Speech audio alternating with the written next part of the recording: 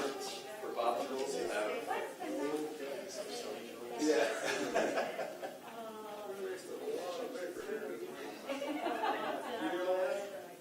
I looked at all that and I decided it was just generated, so I'm wondering maybe.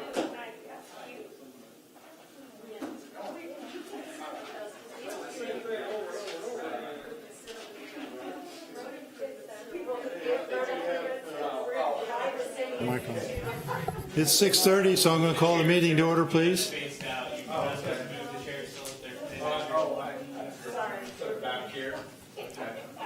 Okay, I need to call the meeting to order. It's time to get started. Yeah, I will. They have to do it again.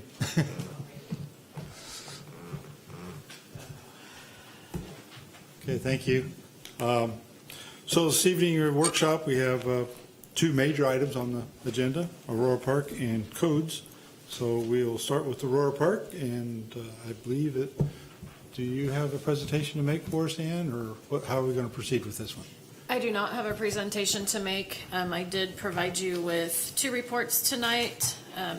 One, there was some discussion at the public meeting about Eagle Lake and how Eagle Lake flows into Fawn Lake.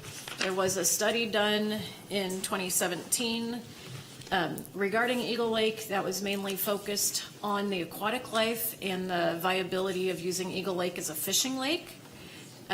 There was a few paragraphs in there that detailed the use as a drainage facility, and so I tried to pull those out and kind of highlight those for you in the report.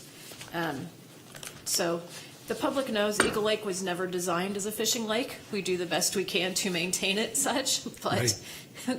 It was not designed as such. It was designed as a retention facility, and according to the study, it is performing as designed. There are a few areas that the study identified that could be pulled up, especially on that south area of the dam portion.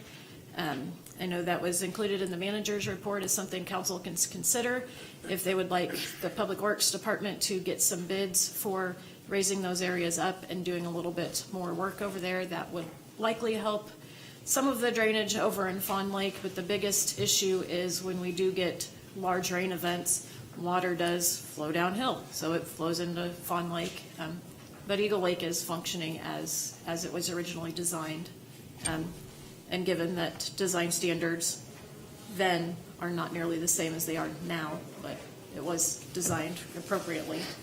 The other report that I had for you is a revision to the street report. After the public meeting, Ty requested that I go and get an independent evaluation of the Aurora Park streets as well, and we included all of the gravel roads in town. They actually put it in, they did a nice GIS mapped for it, and it's got a lot of functionality. I'm currently working on getting GIS myself. I do not have that program on my computer, so I have not been able to view the full functionality of what they did, but I did provide you with a copy of the report. In regards to that report, the Public Works staff has already made some changes in their maintenance, and that's why you see the rocks and gravel in front of you. That is what we are actually using on the streets. I can't remember if we put a load of the new stuff down or not. I know they were talking about it, but I know they were also kind of waiting for moisture, so I'm not positive if that's been put down. But they have increased the amount of larger diameter rock that they put on the streets as suggested by PEC. Okay. So I'm here for questions if you have any, or Ty, if you want to discuss the survey results. Yes, could I do a little background for us, Mayor? Certainly, we appreciate it. So the reason that Aurora Park is on the agenda tonight is on June 2nd, a number of Aurora Park residents came to a council meeting and presented a petition outlining the problems on their gravel roads. The mayor instructed staff to send out a letter on the 23rd of July asking for public input, and so we held basically an open house here, invited all the residents from Aurora Park to come and share any of their comments and concerns. We had a good number, although there's, I think, there's over 100 lots, probably 80-some homeowners. And there was probably half there, I would guess, maybe a little less than that. So then on August 8th, we sent out the survey that was included at that meeting for residents to fill out, gauging their interest in different options and their severity of problems. And we received those back. So in your packet, there is basically a survey result from those that attended the meeting as well as those that did not but returned the survey. And you can add up the total numbers there and see how many actually responded via the survey. So on our first item for discussion is drainage. We know there's a drainage problem there. I don't think anybody, staff included, would dispute that. The issue that we have is, how bad is it and what are the remedies? You can see from the survey that 15, which was surprising, said there's no drainage problems, and then 19 said that there was a minimal to very bad drainage problems. And then when we ask about how would we pay for that, one option was that the city would pay for the study and any suggested modifications to drainage that the citizens could, or the residents could do. They pay for that, and it was split. 13 said that they did that, they would prefer that, and option 2 was to do the study and then spread the cost of the improvements over 20 years.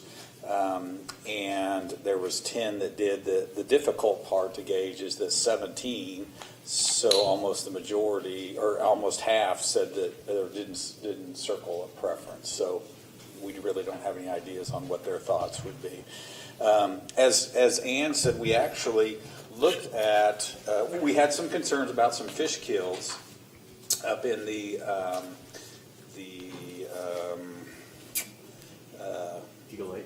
Eagle Lake, thank you, pond. So we had a study there to determine what the problems were, and of course that was included in your packet that really stated that it wasn't intended to be a fishing pond. It was intended for a retention pond, and therefore it's not as deep as a fishing pond, although they stated that it seemed to be working other than a couple problems at the overflow, which I think Ann mentioned we probably need to address. So I know that was a concern from the Aurora Park neighbors, was that retention pond working, and it apparently is, other than we need to make a couple modifications to the overflow.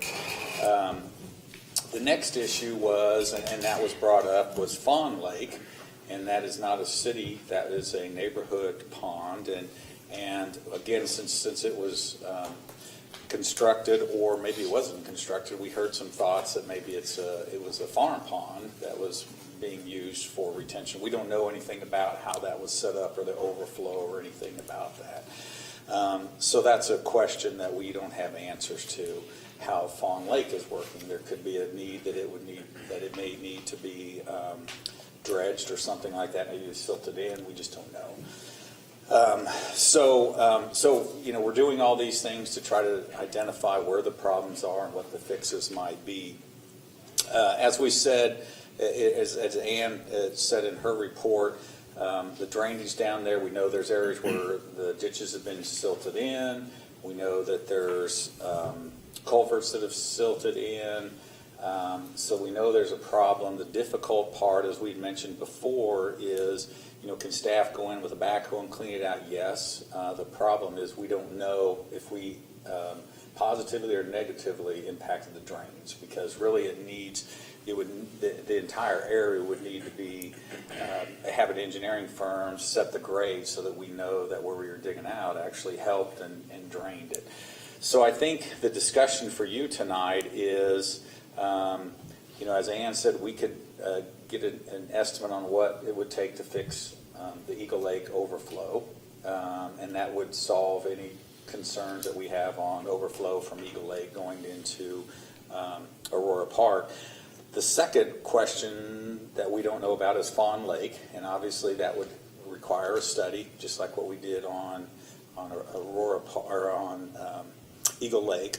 And then the next issue would be determining what the problems are as far as the ditches. And again, we would need to hire an engineering company to come in and shoot all of the grades over there to tell us what the problems are. And by doing that, the engineers will identify the problems. Then the next question is, who pays for it, how much it costs, when it's repaired, those types of things. So hopefully that kind of gives you a starting point for your discussions on what you'd like staff to move forward with or questions you have for us. I have a question for you. Could you talk a little bit about the relationship between, cities and people with gravel roads and their ditches and so on, compared to maybe someone who lives on a city street that's pavement? How is that relationship different? I did grow up on a gravel road. My parents still live on one, and I kind of know how that worked. But could you just talk about maybe how those are different, maybe city, county versus paved versus gravel and so on and so forth? So as you see, any of the new subdivisions going in Bel Aire all have asphalt or concrete. That's just basically a requirement for that. And part of those types of roads also require storm drainage. So you've got underground pipes that take the water away from the side of the road and then puts it in retention ponds or creeks or wherever it's determined best to go. In those situations, when a developer comes in and says, well, I'm putting in a new development and I'm going to have 20 houses or 30 houses, need the streets, all the infrastructure put in. So the city then accepts petitions from the homeowners. In that case, it's a developer, so he owns all the lots at that point. Petitions the city to pay to have the storm drainage, the asphalt, the water and sewer mains installed. Those are all public utilities. So the city then goes out for bids, accepts the bids, hires a contractor, installs it, and then that whole cost, including the engineering, is spread as special assessments to the property owners. So that's how, and then from that point on, the city is responsible for maintaining it. So as you know, there's some storm drainage or some sewer mains and water mains that were put in what's called Old Bel Aire, original Bel Aire area, and they're needing relined or replaced, and council is spending money to do that every year, is upgrading some of those. And then, of course, sometimes we have to go in and replace roads, which Batten is going to be one we'll replace this year. And again, it was paid for by those property owners, so then the city has responsibility for maintaining it thereafter and doing the sealing and things like that. We do have a few, not many, gravel roads that were installed when the developments went in. We know Aurora Park was developed before the city was ever established, and I think Hillcrest was also part of when before the city was developed. And all of these areas are larger lots, so typically the cost of the road is based on frontage. So if you have a house or houses that are 75 foot wide versus the ones in the larger tract areas could be 200 feet, 150 feet. So those costs can get pretty high, and so a lot of times that's why on large tracts you have gravel or no ditch. You don't put the storm sewer in. You just have open ditches, things like that. So, but because there's some that are gravel, it's the city's responsibility to maintain the gravel roads, and that's what we try to do. And as mentioned that in our report, we spend money trying to do that every year. And are there things we could do differently or better? Yes, I'm sure there are, and that's the reason that we had I asked for a third party to come in and look at it and tell us, what are we doing? We know what we've been doing, and if it's not working, does anybody have a better idea? And so we had the company that was in your packet come in and give us some suggestions of things, maybe different material and things we can do. So in regards to the ditches, we mowed them, right? We so on and so forth, but every once in a while the county or whoever came in and dug those out. So is it the city of Bel Aire's job to maintain them other than mow them? Tell me about the ditch area, who owns that land, and what's the responsibility of the homeowner versus the city? So, yeah, in this situation where it's an open ditch, it's the city's responsibility to maintain those. The difficult part that we run into is, as I said, some ditches will fill in, we'll go in and try to clean those. And culverts will fill in, we've got to replace the culverts. I think as Ann mentioned, or it may have been the mayor mentioned, we were lax in all of our road repairs over the last few years because of debt that we had. And so we weren't trying to preserve our asphalt roads or doing anything to clean out ditches and things like that. So, yes, we have some asphalt roads that are in bad shape. We've got some gravel roads that are in bad shape, and those are things we need to clean out. The problem that we have now is that it's to the point where, like roads, you can't preserve them anymore, you just got to replace them. And I think that's where we're at with the drainage in those open ditches is, can we clean out one here or there? Yes, but are we really making an impact? Probably not, because we may dig something deeper on one side that it doesn't flow now. And so we really need to look at the whole area to get it to drain correctly.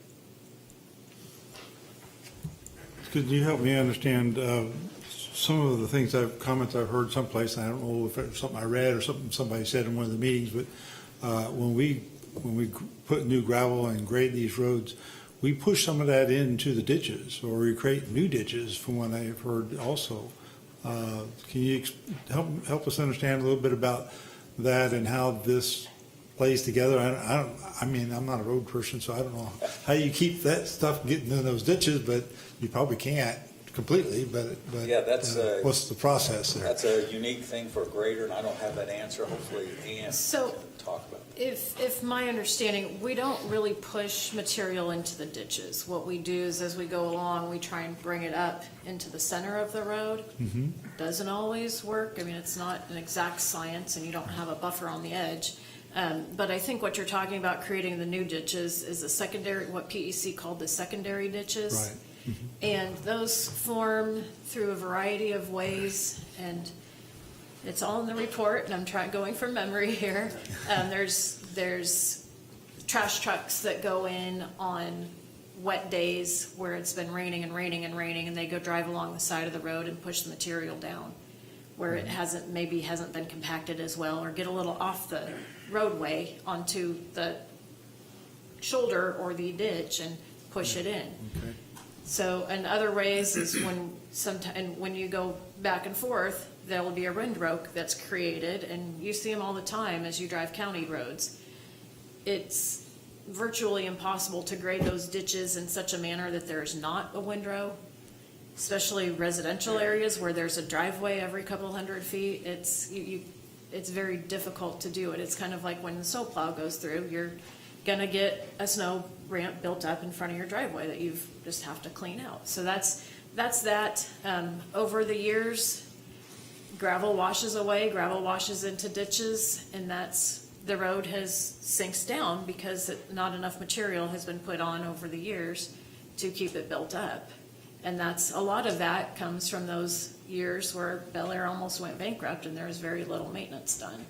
Since I've been here, we have probably built most of those roads up about 2 to 3 inches. It's not something that we want to do immediately or, in just one fell swoop, because then it's very difficult to drive. And we don't have the equipment to roll dirt in or to roll material in and pack it down and create a surface.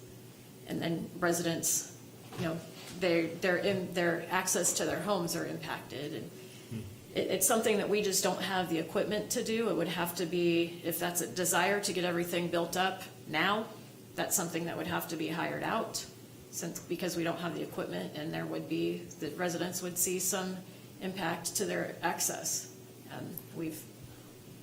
So is that part of the problem with this road, is these roads in this area, that it hasn't been packed down for however many years? When you go and maintain a gravel road, you don't pack it down. You grade it, and then it just sits there. So there is a loose surface, and then the traffic packs it down. But when you're putting in a new road or building up a road for 6 inches that we need to in some areas, that's when you need a roller compactor to compact the material down. Because if you just put 6 inches of any of that loose material, you're not gonna be able to drive through it unless you have a 4-wheel drive Jeep or big old truck. And we have not been willing to do that. You have residents that are walking these streets, bicycling these streets. Right. We wanna make sure that they can still use them. Is that a typical process that would happen on some regular basis with a gravel road? Is that periodically you would build it up and pack it down with that type of equipment? I don't have a good answer to that because except with the exception of Bel Aire, I've never really worked on gravel roads. In talking with the township, Payne Township, who we entered into the agreement for 53rd Street, there were areas of that road that they had to build back up. And they did have to rent equipment. Now, whether they do that with other roads, I'm not entirely sure. I do know that there's a lot of their roads that they have that need serious work as well. Can you talk a little bit about, I know on our gravel road, every once in a while they put that white rock down, and you were a teenager and you were driving 60 on the gravel road like you weren't supposed to, and you would hit that white rock and it was like a total nightmare because it was horrible to drive over. You probably shouldn't be going more than 30. But it seems like they would do that in specially washed out spots and so on and so forth. Can you just talk about the purpose of that and whether any of that's relevant, or is this my out in the country experience that wouldn't relate to Aurora Park or any of the streets we have here in Bel Aire? So that white rock I am familiar with back in Nebraska. I have inquired about it here because I was surprised that we didn't use it when I first came, and it's just not available in the area, and it's not very good for using on high traffic roads. And these are fairly high traffic, and just it's the material itself. It's my understanding that it degrades more than some of the other rock. So it's good for certain applications, not for others.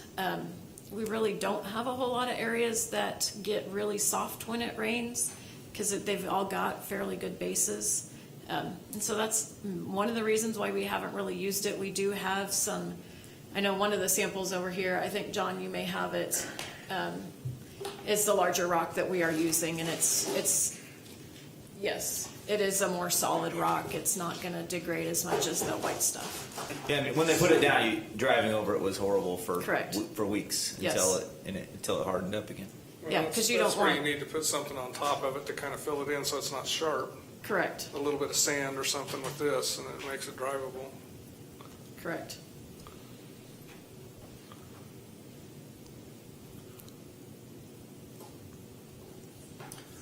Do we have an idea what, I saw here this engineering study to do the drainage. Do we have any idea if we would do an engineering study on these roads to say, what would it take to make these roads back to the standard that they should be as gravel roads? I'm not saying upgrade them, but as gravel roads, as a gravel road should be.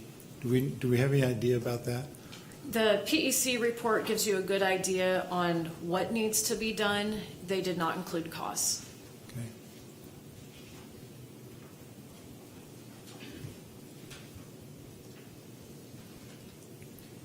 So I remember attending the open house where we talked a lot about the streets and the drainage and the asphalt millings. As I left that, I remember thinking to myself, gosh, it feels like all of these issues are really tied together. The drainage is really tied to the streets, and fixing one without fixing the other maybe wouldn't make a lot of sense because it's just going to be kind of this recurring issue. I think I remember leaving with the impression that no matter what we do to the ditches, as long as the roads are gravel, they're going to continue to refill themselves in. And that's kind of the impression that I was left with. Is that an accurate assessment of kind of the state of affairs? Reasonably so. I would say if the council would choose any action, my suggestion would be the study and the cleaning out of the ditches. The main issue with the ditches right now is we don't have the staff to do a whole-scale ditch clean out. We don't have the equipment to really put together. You need an elevation of X here and Y there so you can make sure everything flows downhill. Once that's done, then the roads can be addressed separately or at the same time, but getting the ditches cleaned out and having those lines and grades established, since I don't even know the last time they have been whole-scalely cleaned out, would probably be the top priority. If those get cleaned out, staff can maintain those much easier. And then that would solve a significant part of the problem. And then staff can continue working to grade the roads up, to put the more material down on a yearly basis or biannual basis. Or council could look at doing both at once. So you're saying if you get the ditch study, the drainage study done, you clean out the ditches, regrade it all, so that it flows appropriately. Yes, it's going to continue to refill itself in, but staff will be able to keep cleaning it back out. That is correct. Okay. And unless there comes a time again, which knock on wood, I certainly hope not, where we enter into the same maintenance issues that we had in the past. I also thought that we had too much small material on the top of the road now. If we put large stone on top of that, do we not have a good base, or will the large material settle through the small base? And do we need to scrape off some of what's there before we put down some larger stone? We actually have a fairly good base, and that was noted in the report. If we put the material will work itself into the base and kind of lift up over time. But especially when we have rain events and it's not quite so hard pack out there like it is now, with lack of rain, the moisture will help kind of even things out.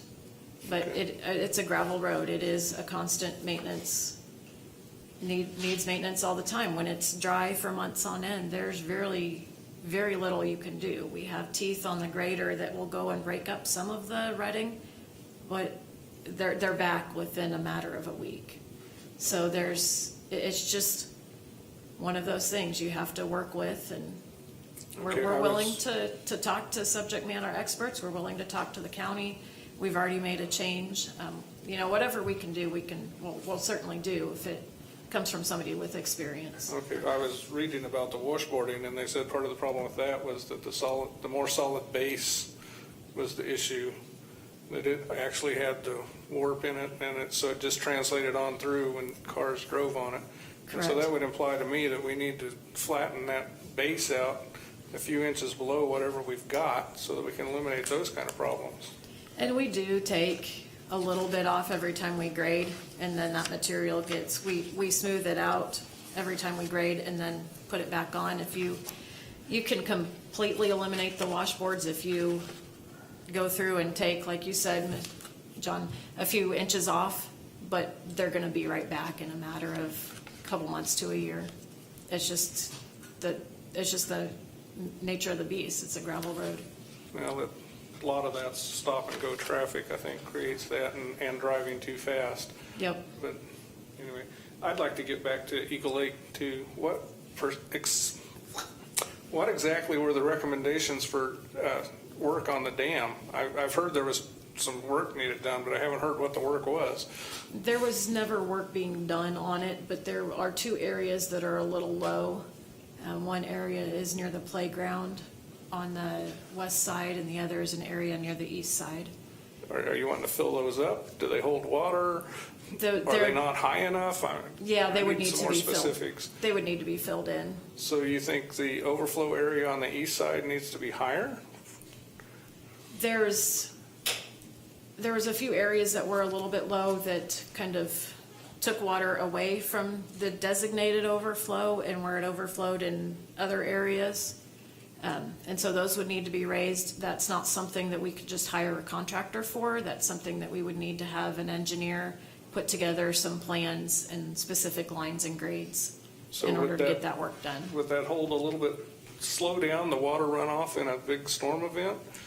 It would not slow it down. It would actually concentrate if we got everything back So it would in take the an area and recommendations. funnel it down, Yeah, it would take so it shoots a larger through even area. faster, Correct. which doesn't gain us anything anywhere. Not necessarily, but it may help in smaller storm events. So how's that fix happen? You jack those, you put a jack underneath those dam sections, or I don't know how you do that. Sure, it's my understanding that it's an earthen dam, so they would have Oh, to okay. pull the existing turf off, scarify it like you would in a garden, put new soil on, and then compact it all together and just do lifts as you come up to the Okay, the I appropriate lines. wasn't familiar with the dam. I didn't know it was an earthen dam. I was thinking of a cement dam. Yep. Okay, very good. Some kind of clay soil probably that would hold water. Correct. Okay. Thank you. Question I have, Ann, is to what extent is Fawn Lake contribute to the drainage issue in Aurora Park, or does it directly affect that? I do not know. That lake has never been studied.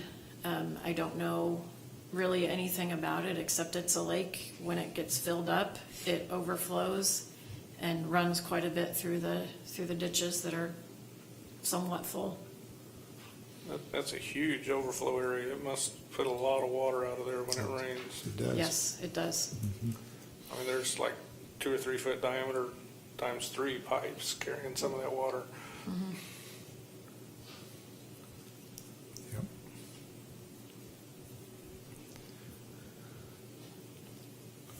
Well, I kind of think that we might be wise, just because we don't know what the cost of this stuff is, it might be wise to look at doing those studies, both the drainage study and the road study, and look at the cost of those, and then see maybe what the cost of those repairs might be. Maybe that would be in a combined effort, or separately bid, or however you think is the wisest way to go about it. But I mean, I think it sounds to me like they go hand in hand. So I'm kind of like Councilman Smith.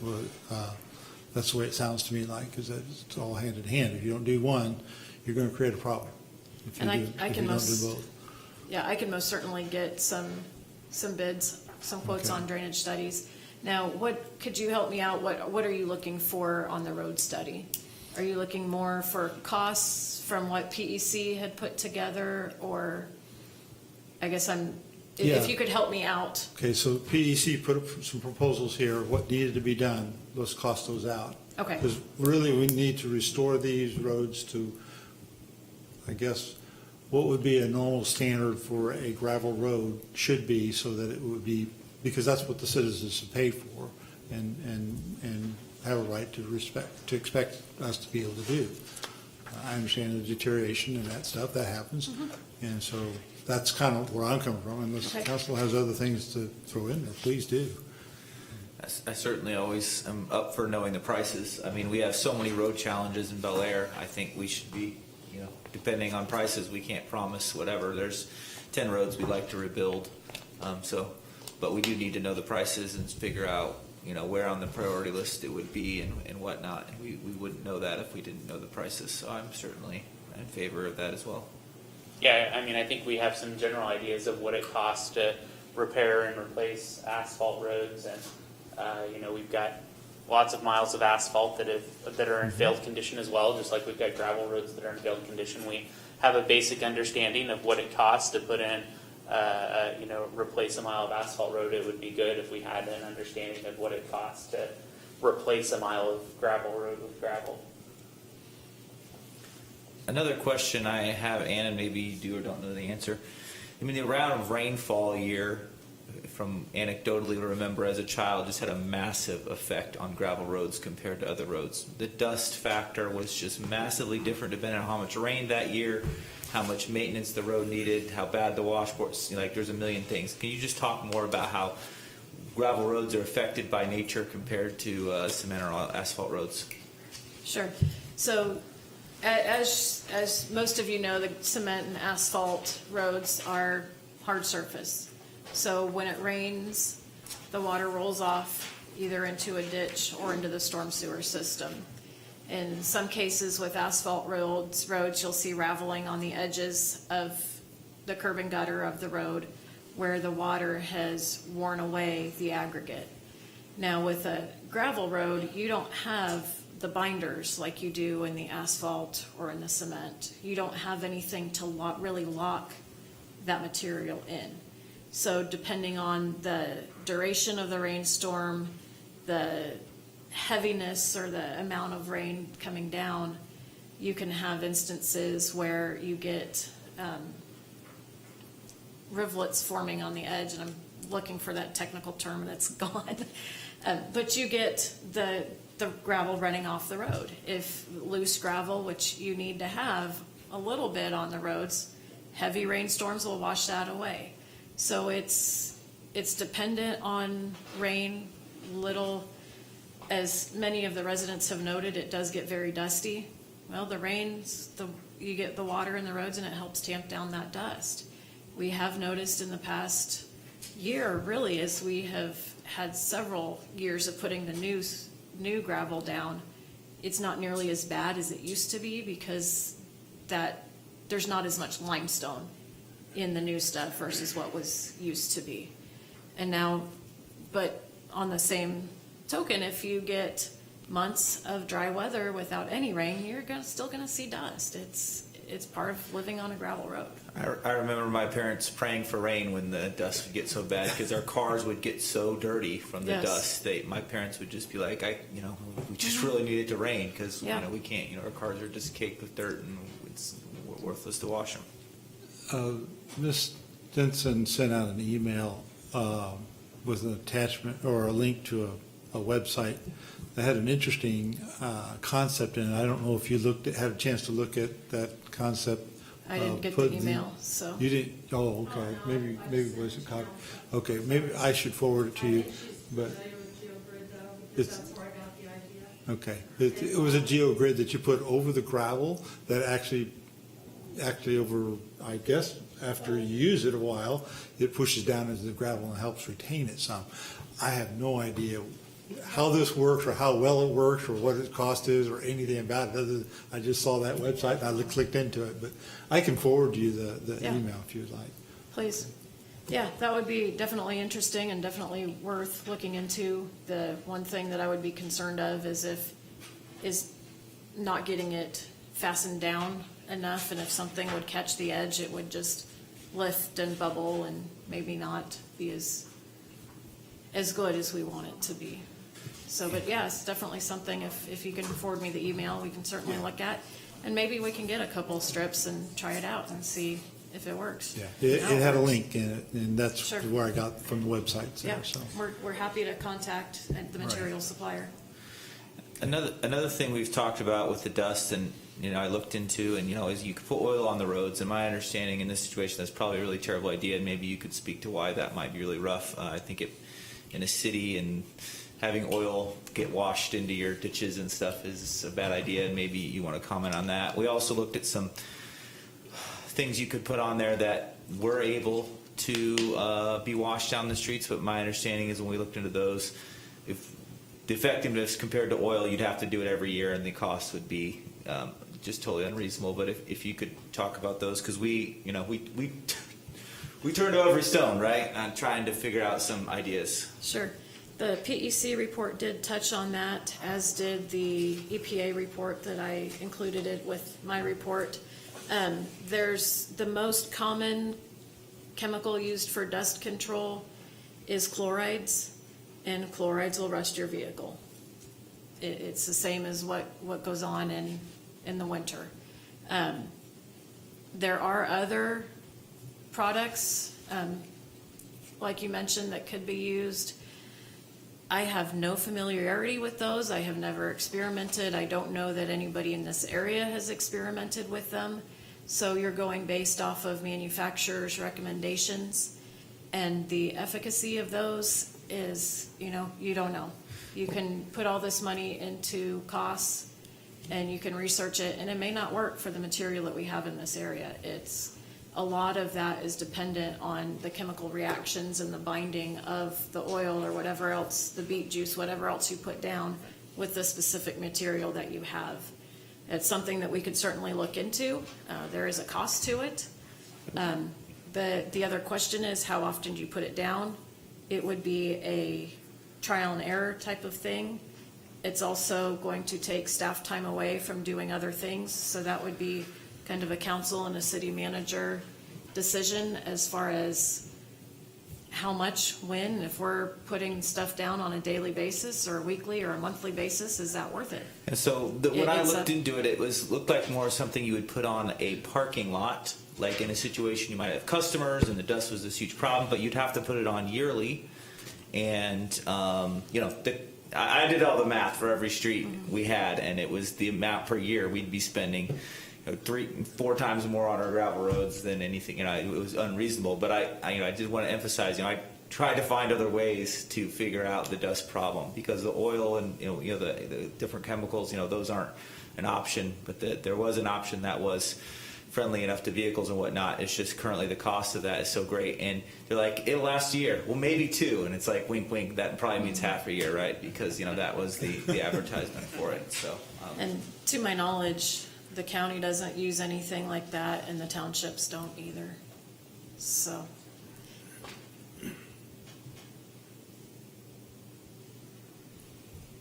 Okay, do we have any more that we want to talk about on the drainage of streets in Aurora Park? We have an idea, we're going to get some prices, but do we need to talk about anything else with relationship to this? Do we have any more from the residents? I did want to let you guys know that we had a lot of traffic when 37th was closed, and that kicked up a lot of dust, and Ann knows because I put power out there. So like the white balloon that you can't see through, okay. So this last month, we've been having people fill in their pool, up like on Lake, the very last house on the west side has filled in their pool with dirt, whatever. Well, you can imagine how big the trucks are that are coming through there now. So they had that done. Now, just this last week, we've had these massive people hauling off dirt from the water. I mean, these trucks are huge. They're coming right down through Harding and hauling the dirt out. I mean, so they're not helping the road, and I'm not quite sure how they would get in there and out without going on the road. So whatever you guys do, you might want to keep, plus we've got a house that's building up on the very end, up by Eagle Lake, that's, but they've had massive trucks in there too. They've had concrete trucks coming down the road. I mean, it's been crazy. Which is good for Aurora Park, because we're kind of getting revitalized. We've got a lot of homes being fixed up and resold, and it's good to see that, because we don't want it to go so far downhill that, you guys want to raise all our houses. Well, I mean, and that happens. I mean, you see Wichita doing it all the time. I did want to let you know, though, that on the CIP, I think it was when I saw it on 2018, Fawn Lake was slated for a box culvert for $30,000. Don't know how that got on there. It's not on there now. And Diane Lynn may be able to remember something about that. I think it was back when they did the Eagle Lake study. But I don't know for sure. I'm just, the timing of it was kind of odd, but it's been on there. So Eagle Lake is on the EPA list right now for the fish kill. They went through a hearing, I think, in April. Bureau of Water, which is BO now instead of the water, whatever it was. And they did put Eagle Lake on there, and it's slated to go through some kind of some type of upgrade to get it out of that state. And I think their deadlines are, they're either going to start or the deadline is 2023. So I did look at that because I wanted you guys to know I was kind of looking to see how Eagle Lake how the study got pulled in. And I don't understand how that got pulled in. But anyway, I think soybeans.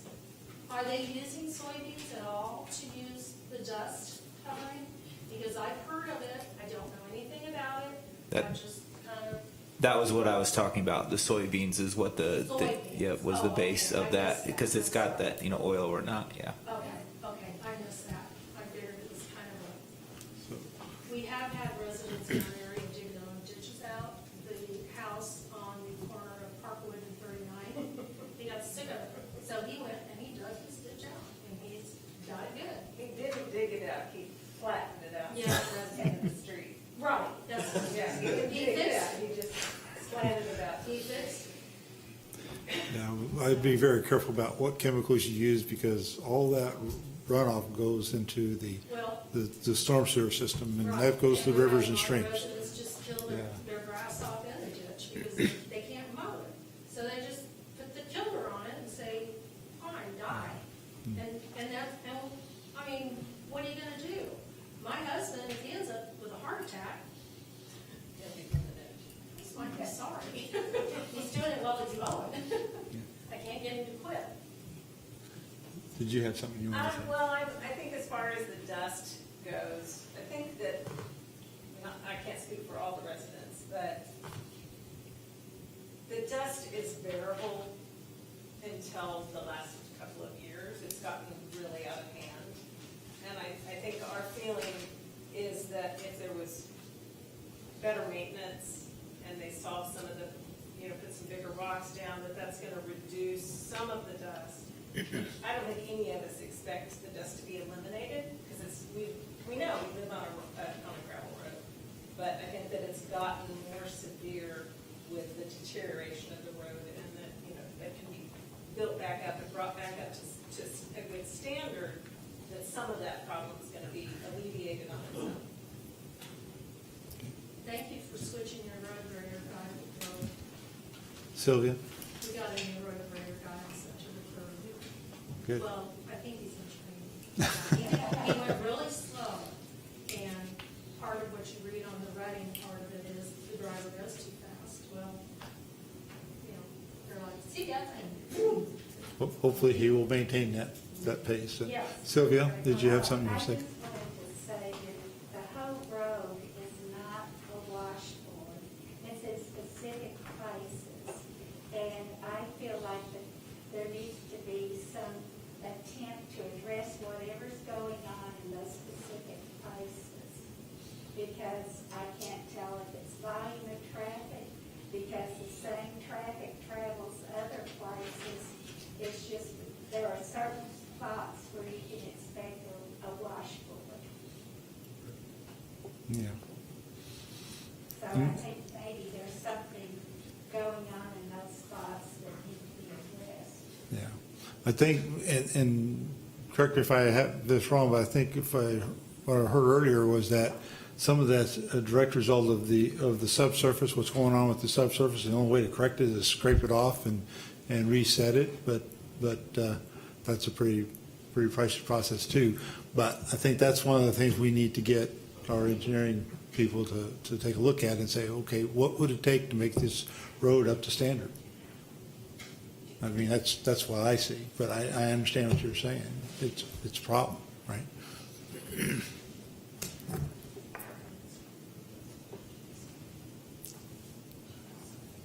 Anything else on this subject before we move on? The only other thought that I was having, Mayor, is I looked at the survey. It's obvious that the city has an obligation, and we need to, work towards restoring those gravel roads to what would be a good condition, just like we need to restore all of our streets to what would be a good condition, and we need to make sure that the drainage functions properly. And that's not going to be free. It's probably going to be expensive. But the only options that we really put in the survey were, if we did something from an upgrade perspective, it would be the residents of Aurora Park paying for all of it. Looking back, I wish we'd asked a question, to the effect of, what if it was more of a shared cost between the city of Bel Aire and the citizens, that live in Aurora Park, because they're, the city's going to spend money here. And it's going to continue to be a place where money's spent, maintaining the ditches, maintaining the gravel roads. And I just wonder if that would have changed any of the survey results or not. I don't know. Might be interesting to know. I don't know if we'd want to send out a new survey after we get the cost of that in and say, hey, is this an option you'd want to consider? If I tried to put To myself upgrade? living in that neighborhood, it probably would have, it may have influenced the way that I would have thought about it. But, I don't know. I think a good way to get agreed on that would be to see how many of those respondents said, I'm retired, or I can't afford any additional taxes, because any additional taxes is key there.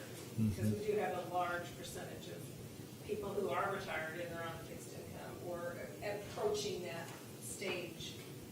And that's, you know, when I look at that $200 a month for the next 15 years, that's a good increase. Yeah.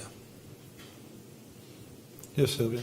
I would like to say that the Bel Aire residents have actually supported the streets of other residences once they got in place, whereas ours have not been improved. So we've been here 33 years, and we've been paying for the improvements of other streets while we still have the same old same. Yeah.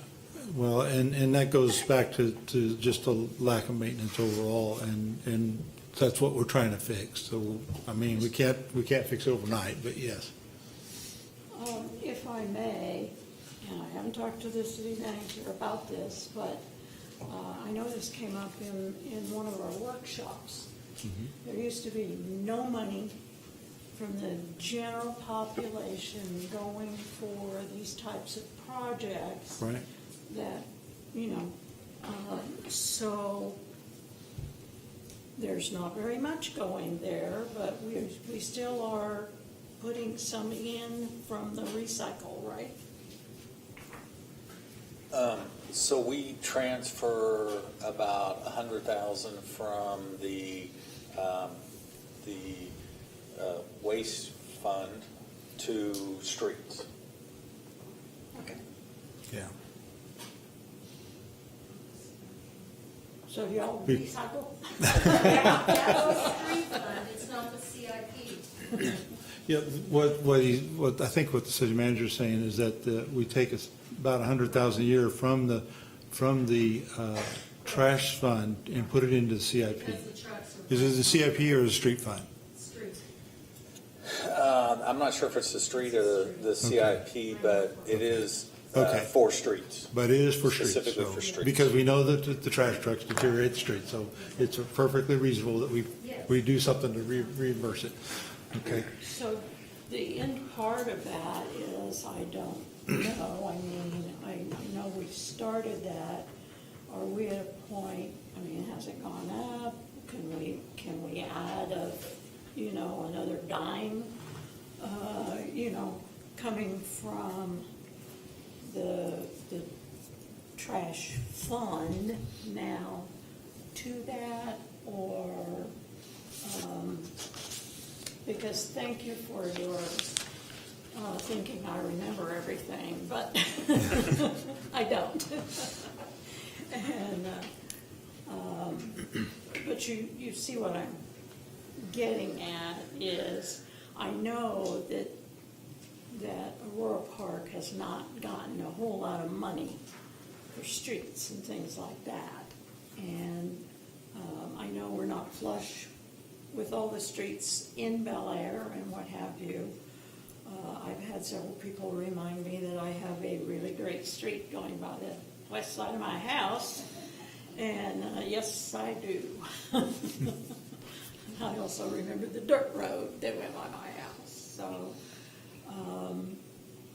but can we look at that and see if there's any wiggle room there to add a few more cents into that funding that could maybe then be?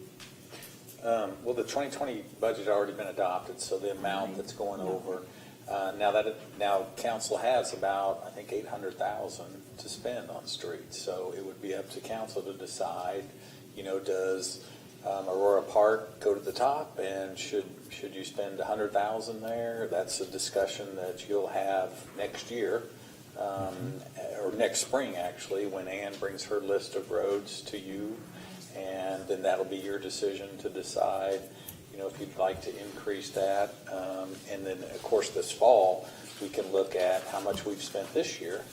And if there's additional roads, I know that'll be something that we'll bring to you as well to see if there's funds this year to put some towards it. Because this year we've, already committed to Batten. I mean, we've been ignoring Batten for, who knows how many years, and so that's been a big project, so we'll have to see what we have for the rest of the year, but, pick your road, right? Yeah. It feels like we can do, one major road project a year feels like what we're averaging, which is better than what it used to be, but still not nearly what we'd like to do. Right. Well, and it used to be there was no money going into that fund. Right. And so that's why I know about how that got started and Okay, do we have any other discussion on this subject? I did want to mention that the study or the survey you guys put out, right? Yes. There were a lot of people that commented that they don't have drainage issues. So, that wasn't part of the petition. The petition was more to maybe reuse something that we already had, less cost maybe to the city. And that was kind of where we were coming from, not that we were complaining about the drainage and not that it doesn't need this, but the people that signed that petition were signing it to fix the road part of it, not the drainage part of it. So that's why I feel like maybe our focus kind of got morphed into drainage instead of the road itself.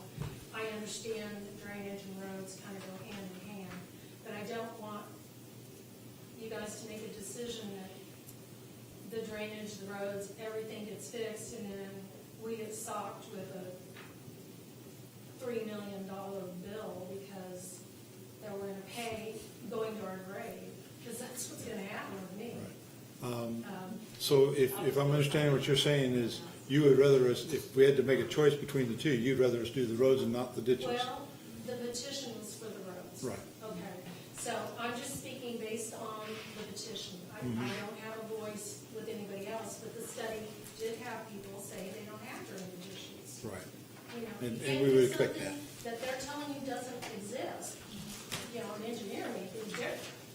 But the petition itself was never part of that. And I already told you, and I think you know that, I'm going to the city of Wichita about my drainage issues. Okay, I've decided I'm going to tip, I'm going to find out why they didn't do some kind of flood study, because I don't think that was done. But that's a separate issue altogether as far as I'm concerned right now, okay? I just don't want you guys thinking that you have to jump out there and really spend a lot of money and then make us miserable because we've got bills we can't pay, because we gotta pay the specials. We're gonna go with that electricity, and that's a little over the top. I mean, I can't speak for the council, but I don't know that anybody's thinking in those terms. That's fine, I just Right. don't want, I don't want residents getting the impression that their petition got blindsided with another issue, because everything was talking about drainage, and it's like, wait a minute, I thought our petition was for roads, what happened here? So, I just wanted to make that clear, and I think I did in my letter to you guys, I hope. Yeah, I understood it. Sylvia, did you have something else you wanted to Yes, add? we live on the spillway, so we know the drainage pretty well in that area. And it's mainly when there's massive flooding that we get the spillway going pretty strong. We have breakers in that slow it down, and we have rock in it. So we're not really too worried about the spillway overflow, except for the fact that it's due in part to Eagle Lake, because when it was built, it took away ground that could absorb the water, and it was shunted into our land because we didn't have as many problems as we did once Eagle Lake was built. Are you talking about the Fawn Lake overflow or the Eagle Lake overflow? I'm talking about Fawn Lake overflow is not a problem. But we are impacted by Eagle Lake because the building of the structures took away the ability for the soil to absorb the water. But Eagle Lake does have a little deal that So we are still we are definitely impacted by Eagle Lake in two ways. It doesn't stop some of the water that the housing caused by its existence. And so, it's not really our problem.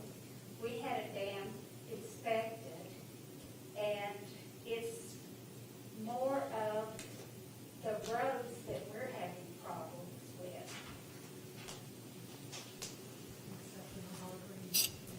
But the spillway, the overflow from the spillway doesn't really affect the ditches that much, other than to see water birds eating out of them. So you're not so concerned about the Eagle Lake Well, issues? I know that Eagle Lake impacted us. Right. When it was built, I asked for an impact statement, and I was told that there was none. It was originally to be owned by the residents of Eagle Lake, but when I think they realized there were problems, and they deeded it to the city. Because, anytime you have something like that, you're gonna have silting, you're gonna have runoff, you're gonna have pesticides in the water. I mean, there are problems. But we lived there before Eagle Lake, so we kind of know the situation more than most. Okay, thank you. So are we, and I didn't say this, but I'll just ask, do we want to get some study done on that dam issue on Eagle Lake? And see what that would cost to make those repairs that were suggested in one of these reports? we I have that on my list Do you? to have that get ready. So we can at least know what that cost is. I mean, it won't solve the issue, some of the issue that Sylvia just brought up, because some of that is just the nature of a housing development, and we can't fix that. That's the nature of where it is, but we can at least make sure the flows are what they should be, and doing that, of course. So the study that I was thinking of would just tell us what needs to be fixed with that spillway. It would not look at the entire drainage area of the Eagle Lake development in relation to the lake. Correct, no, I wouldn't expect Okay. you to. No, that'd be redoing the whole Eagle Lake development. I don't think we're gonna. It's Okay. not gonna work. When you look at the dam, is it possible to look at reducing the outflow compared to the inflow on a heavy rain, so that maybe it goes out 3 times slower than it comes in, or something like that? That's without redoing the entire area over there and draining Eagle Lake. I don't think that's really feasible. But what the Caw Valley report stated was there was just some low areas that needed to be filled in. That's something that I can talk to the engineers about and see if that's doable. They could at least put a cost and put some information together. But Yeah, see if unless it's we doable. want to, I don't know if it would impact the homeowners. If we raise the water level too high, it might cause them problems with their houses. it wouldn't cause the homeowners around Eagle Lake. It But as far depends as on how high you the, raise the water. well, they're pretty high around. You certainly wouldn't want to get, Yeah, I don't know Anywhere if they're near 5 those, foot or but- 6 foot above the water level at high tide, or if they're, right, but they could certainly look at potentially It's not some control a project. staged release. we're waiting for the hurricane to come through. Another thing with this issue that I'm finding kind of interesting is it seems like different residents seem to really care about pretty specific issues. And they have this specific issue they care about, and then regarding, because there's a lot of subjects going on here, and another resident really cares about this particular issue and don't understand why we care about the other one. And then the other person goes, we don't understand why you care about that one. We care about it. So I hope people understand as a council, some people care about drainage, and we do the drainage. And some people, we don't even care about the drainage. We are balancing a lot of things, trying to think about, okay, here's all the problems, here how many people they affect, so on and so forth. And for an individual homeowner, knowing what's bothering them and is much simpler than the complexity we have to deal with on how an entire neighborhood is being affected by all these things. And thinking through it is a lot more information than you might think, because you might think it's pretty simple when it's just your house, but when you think about all the houses and trying to balance that, and then budget and so on and so forth, it starts getting a lot more complicated than it might feel like to an individual homeowner. And not that that's what we do, that's our job. We're taking all those things in and working hard at that, but just there's a lot to think about when there's a lot of needs going on. Well, yeah, we can't do the roads without looking at the drainage. I mean, we can just keep throwing rock on it, but it's still going to wash out in places, and it's still going to flood in places. I just don't, we can patch at it for years to come, or we can do it right. It's kind of where it is, and right is subjective. Right could be going to asphalt roads and charging a bunch of money. Right could be going to keeping it dirt roads from now until forever. So, Don't you tell me that my neighbor's gonna run me over for. don't stand in the road. You can't see me for the dust.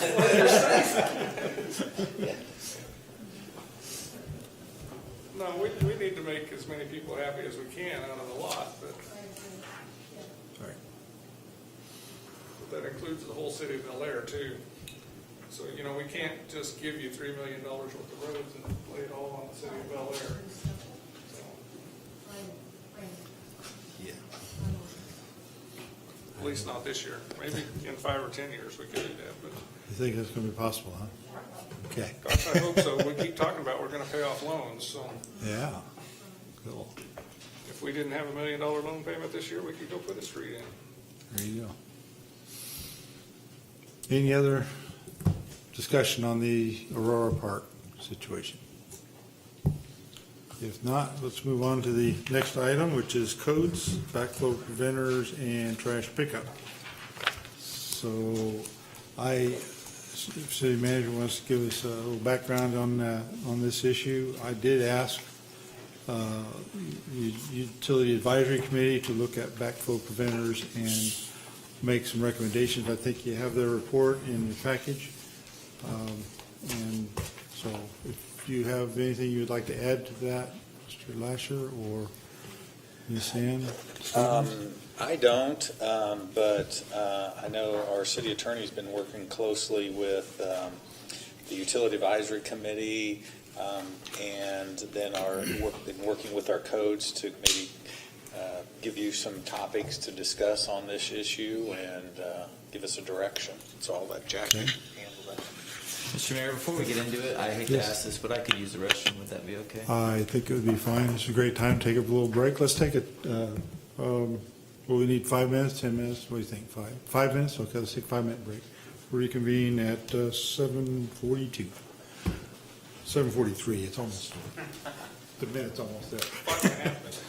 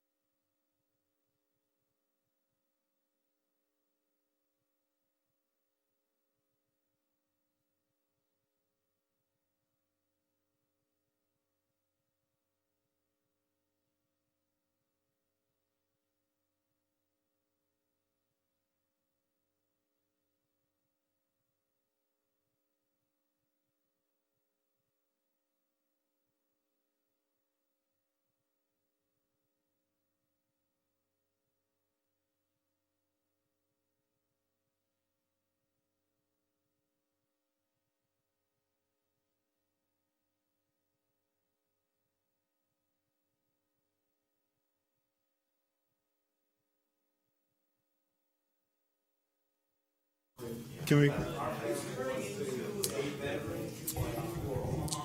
Excuse me, can we call the meeting back to order, please?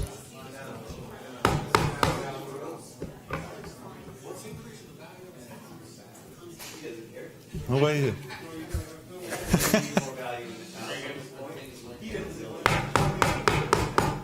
Can we call the meeting back to order, please? Thank you. So the next item is codes, has to do with backflow preventers we started talking about. So let's, I think, City Attorney, Ms. Kelly was going to present something or talk about something anyway. So go right ahead. Thank you, Mr. Mayor. You covered this topic about last year, maybe in April or sometime in the spring. The decision was made to push the date for backflow enforcement to June 1. So this would have been the first year that we would have been enforcing on June 1, but COVID happened. And we had some confusion with people who had their backflow systems rebuilt in the fall, thinking that, well, I got it built in the fall, so I'm going to have it inspected in the fall. So we were not able to meet our compliance goal, which was to get everyone's backflow inspected and tested, because backflow is important to the public water system. If systems with sprinklers, if systems that are in yards and that have access to organic matter and nitrates and all that are able to pull water back into our public water system, that could be disastrous. And KDH&E requires that we have a program in place to prevent that. So that's the whole reason for backflow. That's also why we are at this point where we haven't strictly enforced the program. We've been sending more and more letters, and we're pleased to let you know that our code enforcement officer said that we're at about 75% compliance with the current code as written, which she believes she can get to 80% with a couple of big property owners who just own multiple units. If those owners were to get into place, she feels like she could reach that 80%, which is impressive. KDH&E was pleased with the way that our program is working, not necessarily the specific requirements of our program, but the fact that we've been able to get this sort of compliance. So at this point, the mayor, Mr. Mayor, you wanted UAC to look at our program and see how we could even refine it even more. So UAC came back with a list of recommendations that we believe are mostly consistent with our code and that are pretty smart to implement, because they rely on more education for the public and providing a website where people could go and kind of find a list of Bel Aire licensed contractors and just to help people. It just actually helps the program work better for the most part. There is one bullet that we would probably, based on our engineering's expertise and our code enforcement officer who has been to certification training for backflows, and a little bit of nervousness from KDH&E, we would ask that council consider that last inspection bullet on the top half of the page. So under inspections, the fourth bullet, that would be one that we would ask council to discuss. And the current code requires that backflow preventers are rebuilt every 5 years, no matter what, just to make sure the parts are all fresh and to make sure that the system doesn't go through a cycle and cause issues. UAC is recommending that they only be rebuilt when they fail, and can get into what failure means. But as a group, staff is recommending that possibly that rebuild be happen every 7 years instead of 5 years. That's somewhat of a happy medium between waiting till they fail and keeping the 5-year requirement. So that's what we would ask for the discussion to be around. Again, we feel comfortable that this could work with the rules that are currently in our code. And we think that all the other UAC recommendations are consistent with a good program. Okay. Thank you. Did you want to say anything, Ms. Davis? That's pretty much sums it up. Jackie did ask that I mention kind of what it means for a backflow test to fail. There's an industry standard that, and I'm just gonna throw a number out, if the backflow tests at 80, that's your passing line. So if it tests below that, say 79, it's failed.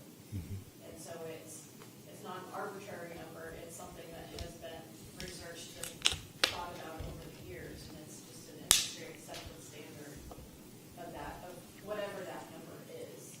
So that's the failure, and the failure means that it's not having sufficient devices, that if it's, say, 80%, then it's not gonna prevent, if it's less than that, it's not gonna prevent as much of the backflow from occurring. There's probably gonna be some backflow seeping in, and that's what we're trying to prevent. So does the code currently say that 80% is the threshold, and if it's less than 80% effective, then it's a failure? It does not, that 80%, that's, please, I'm just throwing out a number. Okay.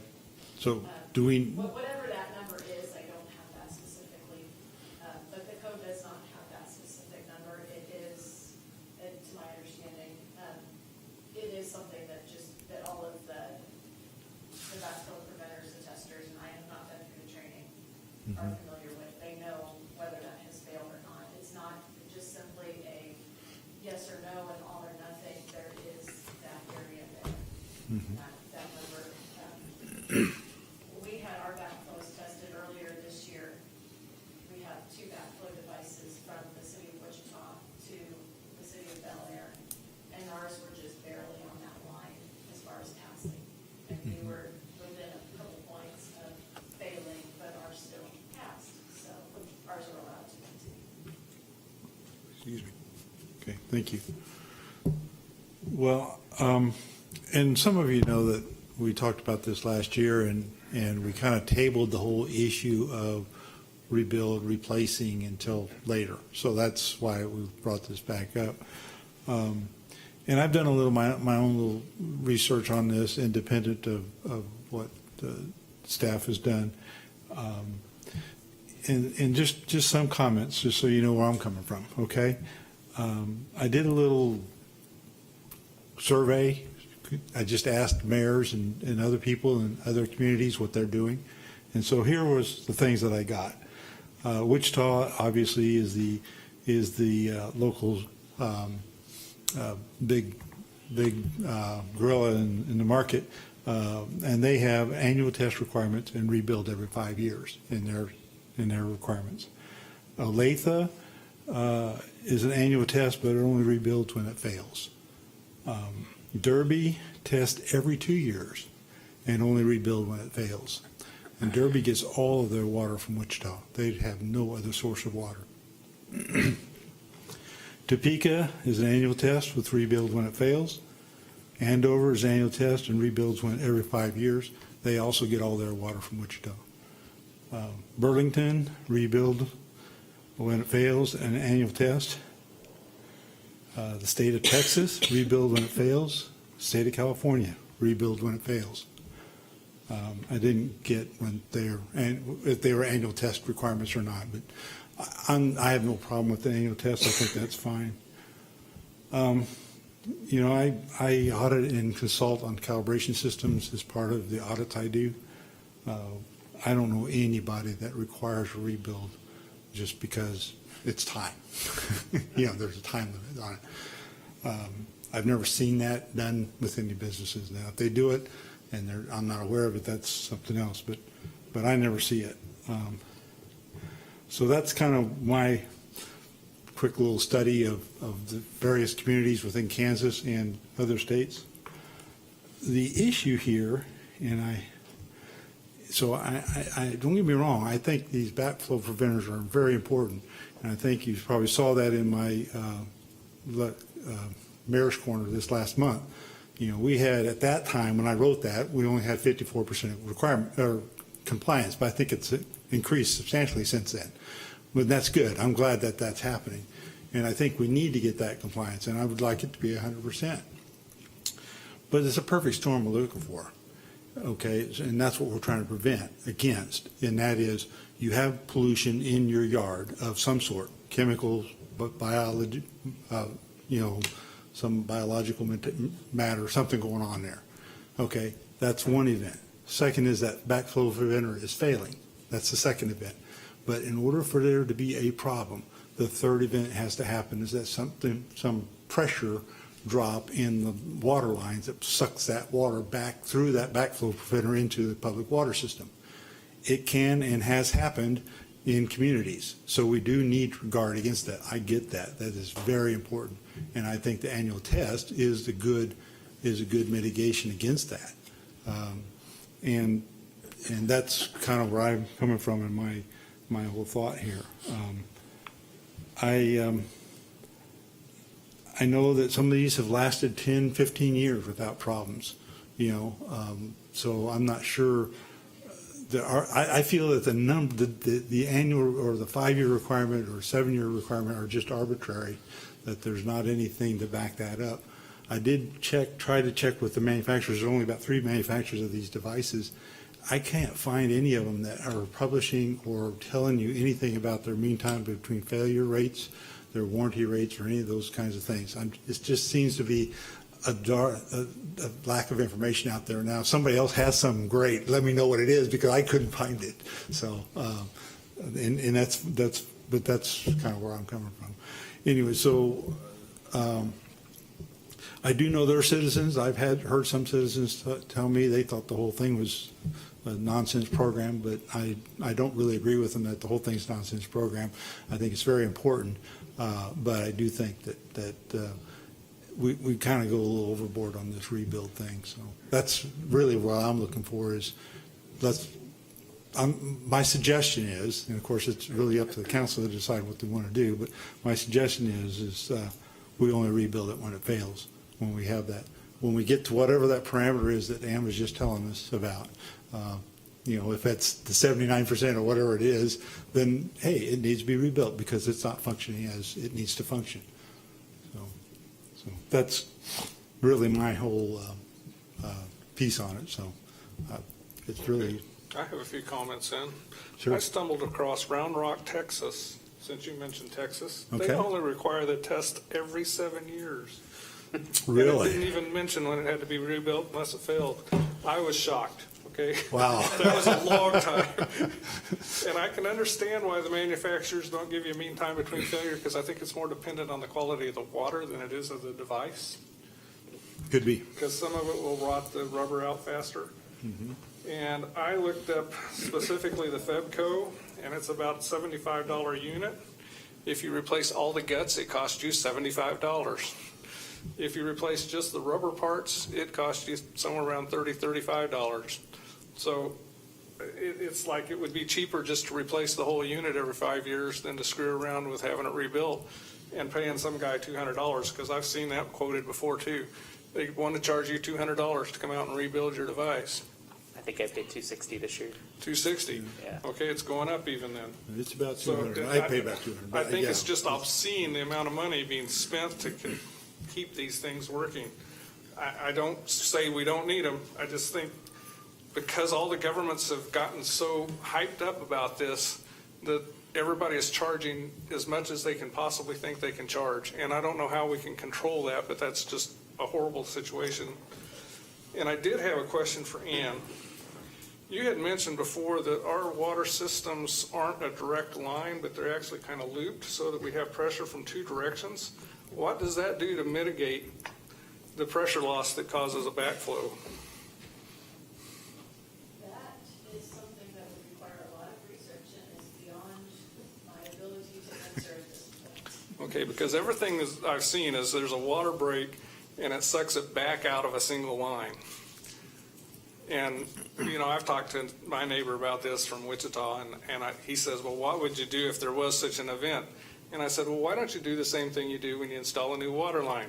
If you have a water main break, all those people go run the water in their house for 10 minutes or water and flush the lines back out. Why do we have to spend hundreds of dollars on devices like this?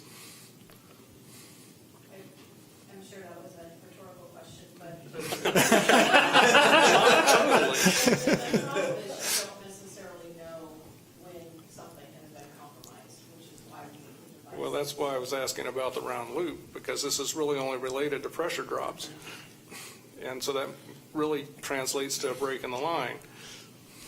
So we know when the line breaks. And another thing on this, the UAC's thing, it says it's a certified plumbing contractor. We really have to have plumbers come to our house to test backflows? Or do we have people that are just certified backflow testers? It can either be a plumbing contractor or an irrigation contractor.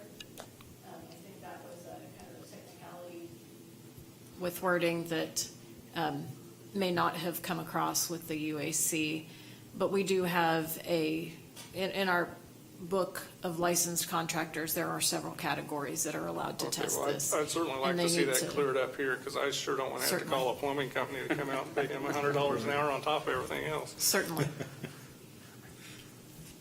I forgot what the other thing was now.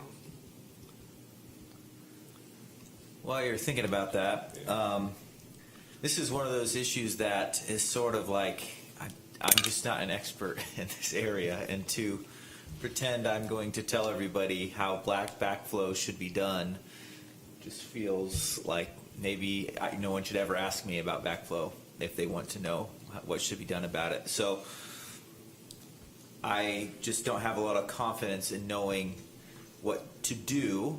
I guess I do have confidence that it is a problem. Every city and state know that this is a problem and have rules regarding it. So it seems I'd be pretty silly to not think it didn't matter at all.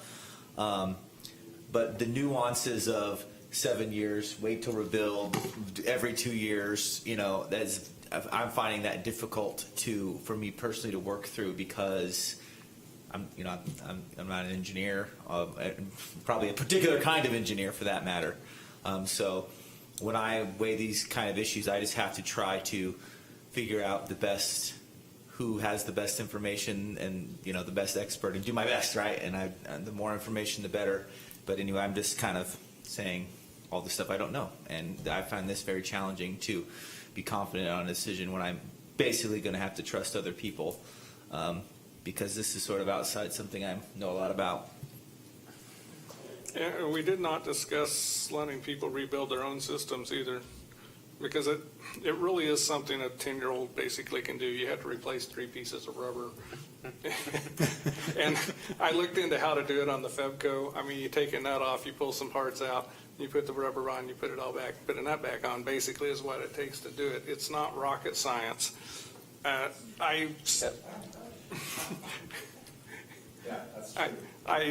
do think probably annual, or at least every 2 years, we should test them. And one of the reasons I'll say that is because I put shut-off valves on every faucet in my house, and when I needed it, the rubber in it was gone, and I couldn't turn off the faucet to fix it.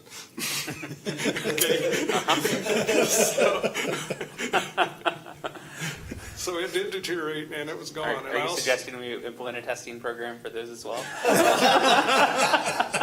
That is a point to bring up too. Your fill control in your toilet tank is just as liable to backflow as anything else in your house.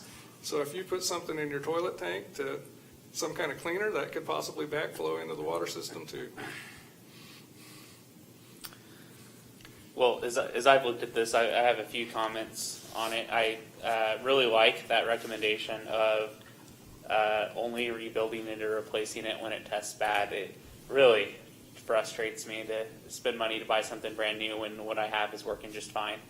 And especially if we're testing at the beginning of the season before you turn on your sprinkler system for the year, or as part of turning on your sprinkler system for the year, that makes a lot of sense to me to not mandate the time period for the replacement. That period is arbitrary. It's going to change as manufacturers change where things are built, what quality they use. I can't imagine that there's anything magical about 5 years. I really like that suggestion, and so I was in favor of changing that. I also think the every 2 years thing is an interesting idea. Seems like a number of cities are doing that. I think that could be even better than what we have today. But it also might make it harder to maintain because keeping track of, did I have that done this year? Did I have it done last year? Honestly, I don't know if that's easier or harder. It certainly would be cheaper, and so that would probably be better. I would like to see us consider changing it so that anyone that is certified can do those backflow inspections, not just people that are licensed contractors here in the city of Bel Aire. That's some feedback that I've heard last time around was, hey, the person that I had come do it wasn't licensed here in Bel Aire. But these certifications, I think, are issued statewide, and if we can get folks to have their backflows tested by somebody that's certified, whether or not they're a licensed contractor, I think we should accept that and let that count. I'd like to make a comment, but I don't want to interrupt you, so I'd like to make Well, go ahead before I change the topic. Okay, so the issue, I think, with that is doing what you just suggested, where a person who's qualified and can show certification and comes and does it, that is not a contractor on our list of approved contractors. We have a requirement that they carry a liability insurance on those contractors. And there's a reason for that, because they're now doing work that can have a liability to it, okay? An individual doing that doesn't have that liability. If you, and I would defer to our city attorney to tell you more about that, but I do believe that there's an issue there that we as a city put ourselves at some risk that is not a reasonable risk we should put ourselves into if we allow that kind of thing to happen. But I would defer to our city attorney to elaborate on that if she would like to. Yeah, so anytime you're just allowing people to come into the city and do the work, from what I understand with rebuilds, they need to pull permits, and if we're granting them a permit, knowing that they don't meet a minimum, license, bonded, and insured threshold, we need to look at some of that risk there. Do they pull a permit? I thought, when I looked at the forms, it was a form that they sent in and not that they requested a permit. For the replacement and rebuild, they do need a permit. Okay. For just an inspection, they do not. It was just Okay. the form. Okay. Yeah, and I do think there might be something to think about what the cost of that permit is, because I think that Ann actually suggested that in a conversation we had about that, because I think it's like $50 to pull that permit, and you're going to tell everybody, hey, you got to do this thing, and but we can look at that in our fee structures. Well, that maybe makes sense. I remember there was a case last year that I remember hearing from somebody that they had theirs inspected, and it was by somebody that was licensed, and they were probably just licensed by the city of Wichita and through the backflow certification program, but not licensed here in Bel Aire because, of course, not all contractors get licensed in all the cities, and that was a problem for them. And it just didn't make sense to me why, if they're certified to do that, why we wouldn't just accept that and move on. So. Yeah, and I can understand that. That is one issue that I do believe, and I think we've had some conversations about this, the city manager and I. I think I've talked with him about it. I know I talked to somebody about it. Is we're looking at a redesign of the website, and I think that one of those issues is that needs to be a lot easier to find, because it is not an easy process to find who the licensed contractors are on our website. It's there, but it takes some digging. That's we should make that easy. We're going to require people to use it. Absolutely. The final comment that I had was, I think I suggested this last time, and I don't think anybody was a fan of it, but I'm going to suggest it again. There are a number of folks that have sprinkler systems, and they just don't use them. They haven't used them in years. Our current requirement is that you have your system capped off and signed off by a plumber and all that jazz. I personally think that we should let residents self-certify that they're not going to use their sprinkler systems and sign a statement that I'm not going to use my sprinkler system this year, and I won't use it until I have it backflow certified, and let that be good and have a violation penalty for people that don't do that. And if you sign one of those things and you use your sprinkler system and you get caught, then it's a fine just like anything else, instead of having to go to all the work of just capping things off. So. And the reason that wasn't popular before was because people didn't think there would be compliance in that situation. I think we're still worrying that they're actual plumbers doing this instead of me going out there and sawing off a piece of pipe and sticking a cap on it with some glue, which I can do for 50 cents, or paying the plumber the Yeah. $100 to come by my house and do it. Or even, I just didn't plug in my sprinkler system this year, and so I know it's not gonna come on type of a thing. In those scenarios, what I was thinking along those lines is you could have certain situations where somebody would pay a plumber to come out and cap it off, and then they just reconnect it themselves, and the city is none the wiser. And so you're not really gonna protect against people that are maliciously going against That's what right. the city's put in place. And so do we really need to put that burden of folks calling a plumber and getting it certified and capped off and sending somebody out from the city there? I really don't think that adds much extra protection to warrant that burden, but that was just my opinion. If I can glue the cap on, I can install a new backflow. That's right. So, if we put on the thing that they had to Or sign a bypass it very entirely. large, horrible fine, that would be not worth getting, Yep. trying to get someone to argue against that, why that is a bad idea. Run that by again. I'm trying to get someone to argue against that No. on why that's a bad idea as I think through Try that. to argue against what? Ooh, allowing people to do that. To do their own? Well, I think if you went that route, I think the large fine would be appropriate, that need to be in that signed statement that, if I'm caught in violation, it's $1,000. Yep. Something like that. I mean, make it serious. And we do have the right to come in and inspect it. Code enforcement. Yeah, honestly, you could probably run some analytics on your water bills and figure out, who's running their sprinkler and who's not, with a pretty quick little report, but To some with extent. some degree of accuracy. I mean, my neighbor runs a fan sprinkler in his backyard all day long and then his front yard all night long, so he's probably using as much water as a guy with the sprinkler system. So those are just my thoughts. I do believe this program is important, as much as I hate to admit that after I've researched it. I believe it's important. But I think we need to look at ways of reducing the burden here to the extent that we can. I had a Mr. Mayor? I had a suggestion on reducing the burden, which I've talked to our city attorney about before, and I don't know how practical this is, but I think if we have a list of licensed contractors, that maybe we could negotiate a rate with them whereby they would go do a whole neighborhood at a time, save themselves a lot of travel costs and other expenses, and we could probably just add that as a charge to the customer's water bill. So the guy could come out, test it, rebuild it if necessary. The charge shows up on your water bill. You don't have to be home. You don't have to meet the guy. He didn't, the whole 9 yards of wasting all your time getting it done. And he could go up and down the block, across and back and down the street, if he had a list of 50 houses to do. Yeah.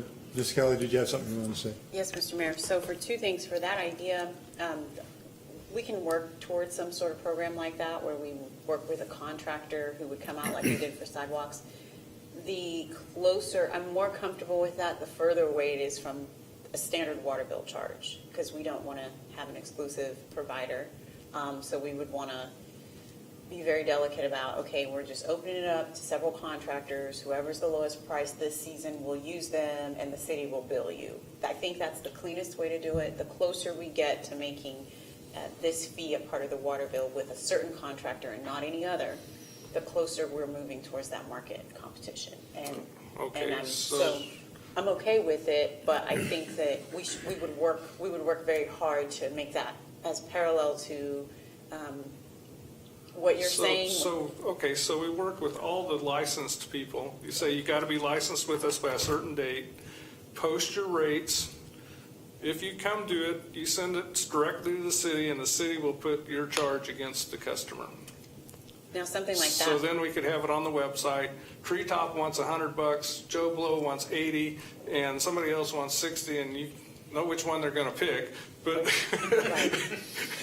Yeah, right. And so something like that could work. I think you'd have to work through the administration of that program, because then we're still billing, we're still having to have a person Right, but assigned they- to going after that. But the fact that you bill is essentially getting the paperwork that says that he was tested and rebuilt if necessary, Sure, yeah, which you have to deal with anyway. right. So it's one extra step to Kind of put it on the compiles water both bill. of them. Yeah. So that could work in those circumstances. The other concern or kind of conversation I saw go towards like someone capping off their own system or certifying. I think we had this same conversation last year. I'm a little concerned about the quality. So the whole goal is to make some sort of effort to ensure that we are protecting the water system. And by allowing someone to cap it off who is not creating a vacuum, but putting down the hose and promising not to go, their neighbor's property floods and, they haven't taken any steps to actually cap it off. I wonder, I would have some concerns with our kind of due diligence in ensuring it was capped off. Now, I understand that you're saying, I guess I don't know enough about the technical process of capping off a system. If I said I capped mine off, would it be likely that I did the same thing Ann did? Or would the methodology be different? If you have an industry person doing it, I'm happy that there is one standard definition of capping off your system. So if you did go the route of allowing people to self-certify, self-cap off, we'd want a definition of that. And we'd want to publicize that so the whole public is educated on that. It seems it would be easier to just require a licensed person to do it, but that's, and did you have any Everybody's going to comment do that the on same. They're going to cut the pipe and they're going to put what's called a cap on the pipe, and that seals the end of the pipe up. And whether that pipe's metal or plastic, it's the same thing. If it's plastic, they get a plastic cap for a nickel at Home Depot and a little bit of glue, and they stick it on there and twist it, and it's done. If it's metal, they got one they screw on and they tighten it up, and You're good. and it's done. Mine's But the copper. problem is, even if we go out there and inspect it, even if we send a plumber out there and the plumber does it, as soon as he leaves, I can turn around, cut that cap off, and hook myself back up. There's no way for you to know that I still don't have a irrigation system. My concern is more from that it's disconnected from the system. I wouldn't want it sitting there for years on end and being unplugged, not used, but that not disconnected. Yeah, I wouldn't want it open Disconnecting either, it from but the system removes that risk. we could certainly send Period. the city inspector by to verify that it's done. And Correct. I talked to one resident who said he had that done. He cut it off himself, and somebody from the city came by and says, yeah, you capped it, and that was the end of it. And from my perspective, that's acceptable on the capping off, as long as it is disconnected from the system and you're removing that risk. If you did something with the capping off and you turned your water on and it floods your basement, that's your problem. That's not a city problem. Right. It always is. If you do your own plumbing, it's your own liability. But I do all my own plumbing, and I haven't had that kind of leak yet. The only time I ever had a plumbing leak on anything I did was I got a bad piece of plumbing. There was a split in a piece of pipe, Yeah, seen that.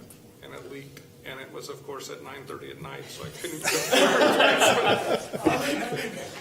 Sir, did you have something you wanted to say? I wanted to, okay, my name is Nitya Singh, and I'm his neighbor, 4559 West Lake Court. I lived in this city for 20 plus years now. This is the first year I'm hearing about it. Why? Well, It's been on the water bill and I'll other tell things. you, I don't know why. I can tell you a couple things. One is I don't think there was a good enforcement program, and I think that the staff has stepped up to a good enforcement program. The other is, and I'm going to defer to some of our staff to give us the specifics, but I think KDHE didn't really start pushing cross-connection devices until like 2004. If I'm correct. I think I read that in a report someplace, but I might be wrong about that, so don't quote me on it. But, This letter I never received yeah, in 20 years. I understand. Nobody has asked me about certification or any of those. I don't use my water sprinkler system, that's a secondary thing. Water bill is so high, so I'm not even. Okay, well, that's fine, and I understand that, but I think that's what it is. It's KDHE has came up with that requirement however many years ago it was, but the city wasn't really enforcing the requirement as it should have been, and is now trying to step that up and do that the way it should be done. So I think there's a little bit two sides to that, and that's why you haven't heard anything. My guess is because I hadn't heard anything either, and then last year I got a letter, but I'd actually done mine, and the reason I got the letter is because my contractor hadn't gotten his work done, so he got his stuff done and got taken care of, but still had to be, it was on me to get after him to go fix it. And I think last year was the first year that we had somebody dedicated to code enforcement for the city. We hired a full-time code enforcement officer last year, and that's what's allowed these programs, I think, to start back up. So, question to. Yeah, that's correct. How do you know that we are compliance of 80%? Are you based on that each person, or you have somebody are checking it? Basically, we, if someone has to pull a permit to put a sprinkler system in, so we put them in our log them in our files that, okay, this person has a sprinkler system, so that's the way we identify them. Yeah, and then, or people have done their, like the mayor said, they do it every year and would bring in their certificate that they've done it. So those are the two ways we know who has sprinkler systems. Now, it's not 100% efficient because someone could have put a sprinkler system in and not told us about it or not got a permit, and because they did it themselves. And so we're, but those are the way we track who has sprinkler systems. So, and both the mayor and council member Justin are correct in that up until we talk about efficiency of staff, and up until about 3 years ago, our building inspector did code enforcement. So when you're building 100 new houses a year, he's busy doing code inspections and wasn't out doing code enforcement. So council did see the need to hire a code enforcement officer, not just for this obviously, but for mowing and all the other issues that we deal with. So that's why people are starting to get letters about it now, because we're actually doing some code enforcement. So and if it's all right, I'd like to address Councilmember Welch mentioned a couple things that concern me about the utilizing one or the city actually billing for backflow inspections. One is, as we've continued to say, we have very efficient staff. So what you're asking is for us to now work with a contractor to negotiate prices, and then customers have to call us and say, I want this inspector to do it, and then I want you to bill it to me on my utility bill. So that's going to add work to staff that we're going to have to identify something that they're not going to be able to spend time on. So that's an efficiency problem. The other piece of it that concerns me is when we bill it, then we're now responsible for that fee. We do have people that move out and don't pay their final bills. The issue, you deal with that with water and sewer, but the problem is that basically we have take or pay for water and sewer. In other words, we either buy water from Wichita or we buy it from CCUA, and they both have a certain amount we have to take. Regardless of whether we take it all or not, we have to pay for it. So we're already making that payment. If someone skips out and doesn't pay our water bill, now keep in mind we do everything we can to collect that, but there are times when it takes us a few years to collect something. But the water fee is gone anyway. We've already paid it, so we just haven't been reimbursed for it yet. Same thing on the sewer side is, we pay every year or every month our sewer cost to CCUA, and it's what it is. And the more we collect in sewer fees, the more we get reimbursed for that. The fee for this inspection, we're going to pay it, and then we may not get reimbursed for it that year, or maybe 2 or 3 years before we ever collect that fee. So we're going to be out an expense without covering any revenue for that, potentially. So those are the two concerns I have about city staff actually working with our customers to do something like that. So, Ty, related to that, when Councilman Welch brought that up, I thought that was a really great idea in the sense that he wants to take advantage of the economy of scale, right? You know, one person does a whole bunch all at the same time. That's really the value. And so, can you? And you know, when he talked about putting it on the water bill, I took that as kind of spitballing, right? You know, whatever. Do you have a? Can you think of a way, or can we put our heads together and think of a way to take advantage of that economy of scale, lower price because they're doing a lot, so on and so forth? That wouldn't be a complicated integrated system in the city that would cause staff to have to do a whole bunch of stuff. Well, the way would be to have your homeowners association negotiated if you're part of an HOA. Yeah. That's a great idea. I think just off the top of my head, we'd have to talk about it, and we have time because we're not going to do this till next spring. But, you know, we do something similar with sidewalks. So, you know, could people just call in and say, hey, can you schedule me with whoever your preferred vendor is because you've got a specific price?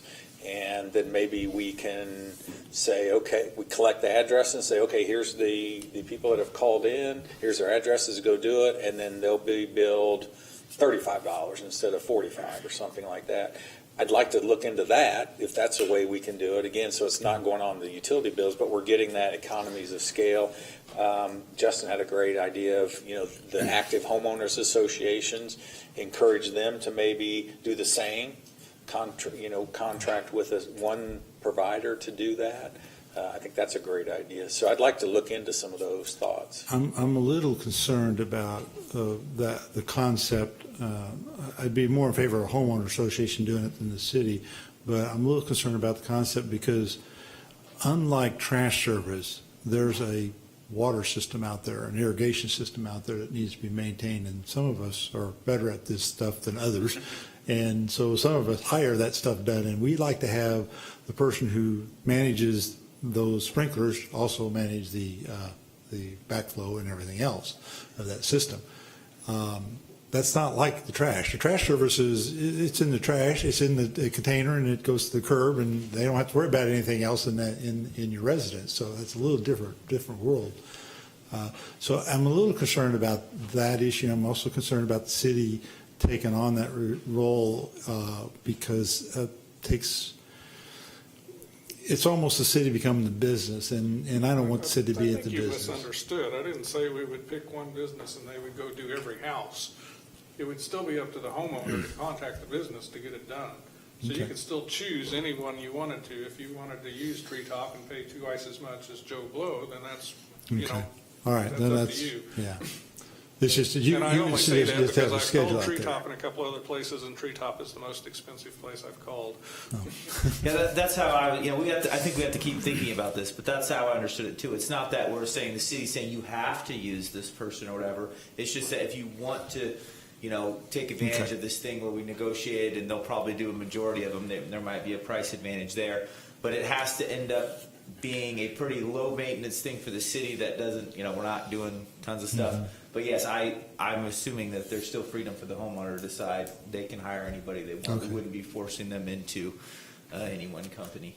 I mean, I think after a while, if we get them better, you know, significantly cheaper price, everyone might do it through the city or however it's done. But who knows? You know, people have their, you know, people they hire for other things, and maybe that's part of your package, and so it doesn't cost you any more than, you know, because you're paying. Who knows? But I think it makes sense to at least try to think about a way that could be done. And I kind of think if we keep kicking around, we might be able to come up with something that could work. Okay. Mr. Jordan. I had a couple of thoughts. One, Bel Aire has a large majority of Asian population, and I'm encouraged to hear some of this discussion because I think it was very burdensome for fixed income folks to get a $50, you know, every year, and then every 5 years get a $300 fix when, you know, it may be not broken. So I guess I understand that the state statute requires that municipalities have a policy to safeguard the public water system, and that's fine. But I think there's some latitude that, you know, you all have to figure out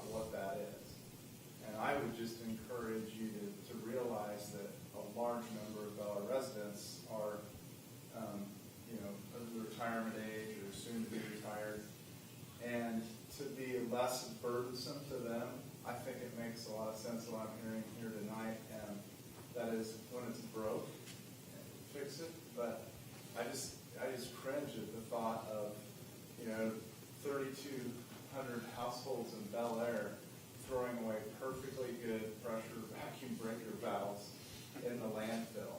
I mean, that's just wasteful. That just doesn't make any sense to me. So I guess the reason I came tonight is I was concerned about that frequency and that cost. I mean, I don't know that there's 3,200 households, but somewhere in that range, 3,000 households, 32, whatever. I think the number is about 1,200 that have irrigation systems, if I remember So, right. yeah, there's fewer that have irrigations and probably a few more that have irrigations that you don't know about. But, Exactly. but the point is, that is just a wholesale amount, call it 1,500 times $300 to have it rebuilt arbitrarily every 5 years. You realize that's a lot of money. I mean, that's a lot of wasted money. And it doesn't matter if it's collective money over all the patrons, that's just wasted money. So the reason I'm here tonight is because I feel like, and I didn't really need to say it because I really like the direction of the conversation. It's like, let's just wait for it to fail before you rebuild it. And then I guess I would encourage you to think about the number of retired fixed income people in Bel Aire and maybe go every other year to have it certified. That seems to make sense to me. But certainly what doesn't make sense to me, and it doesn't sound like I think a few of you agree, and several of you agree, is when the state statute just requires you to have a policy to safeguard your public water sources. It's up to you to decide what policy you have. And I would just, again, consider the population and fixed income and just not throwing 1,500, $300 pressure breaker valves that are maybe fine in the landfill for no reason. I hope they're not going Thank in you. the landfill. If they are, that plumber is really stupid. So- Going in the trash can or something. Yeah, So maybe just, he's taking them and putting them in his truck. Put him in his truck, and then he's driving down to the scrap metal yard selling for brass at $10 a Very good. piece. Okay. Yeah. So just a little clarification, it's a little more than just a policy. We have to enforce the system. We have to protect the water system. And they do check us to make sure we're doing it, if that's correct. I don't know how often that is. Do you know how often that is, Ann? I believe the inspections are every 2 to 3 years. 2 to 3 years, yeah. And I do know they do that because I actually got a letter from Olathe when they last did theirs. So, I know When I they say do it. policy, I say that in general terms. Yeah, okay, so, but I just wanted you to know, it's more than just a policy. We have to really have action on that, okay? So, Mr. Elsoff, I haven't heard from you on this subject, and I haven't heard from Ms. Nguyen on this subject either. So I'd like to give each of you a chance to speak. Yeah, thank you. I certainly am in favor of loosening up the requirements here. It seems to make sense, and it seems to be an issue that a lot of people feel passionate about. It's not something I particularly am bothered by one way or the other. I don't know. I've had a sprinkler system since 2014 and used it every year since to try and keep some green on my lawn, which Sometimes it's a challenge. maybe that's a mistake. Maybe it's not worth it. I don't know. It's worth it right now. I guess I got kids crawling on the lawn, so that. Yeah, I like the idea of changing the requirement to be only until failure, rather than having like it's been said, an arbitrary year number. And yeah, I think the multiple people have now brought up having the inspection done every other year instead of every year. I think that's good. I think that kind of gives some wiggle room and loosens things up a little bit. As far as allowing the homeowner to do it, or like loosening up the requirements for a licensed person, or I guess I'm less in favor of that. there's so many things that we have that are done by, you know, licensed contractors or whatever. I see the argument, but I don't know. I don't know that I'm convinced that we need to go down that road. But I think loosening up the yearly inspection and modifying it till failure is sensible and allows us to maintain a program and still be proactive and still pursue the goals that we have. I guess that's where I'm landing on this. I've certainly been listening to all the different ideas and kind of thinking about it, so that's where I land at the moment. Okay, thank you. Ms. Wynn? Well, the first thing I will say to you all is I'm totally against sprinkler systems. You know, outlawing sprinkler systems is not the subject, the topic of discussion. And you all know that I grew up on a farm. So we didn't have sprinkler systems. We were lucky to have a hose sometimes.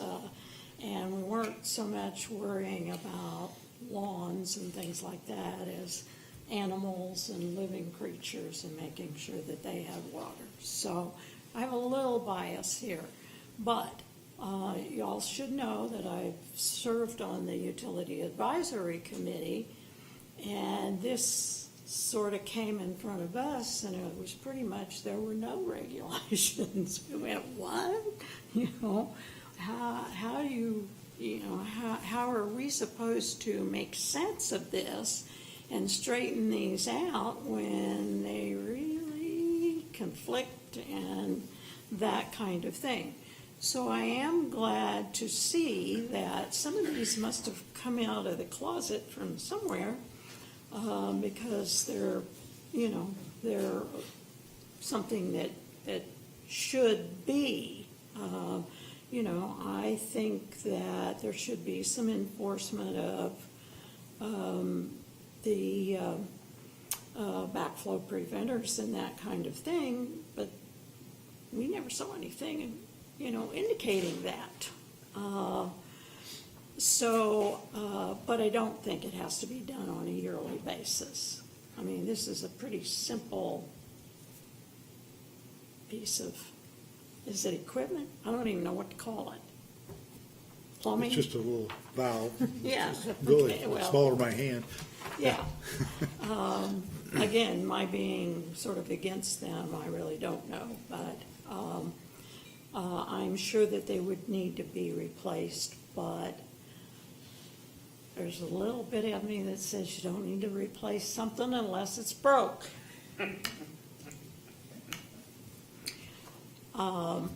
If there's some kind of deal that you can tell me that the average life of one of these is 3 years or 5 years or something. Yeah, couldn't find it. It certainly probably isn't a year or 2 years. So let's get it to where it makes some sense, kind of thing. And your point is pretty good, that there are a lot of aging people out here, and I don't know whether they're the ones that have sprinkler systems, but I would think maybe. You know, and certainly I would think that most people would replace them if they failed.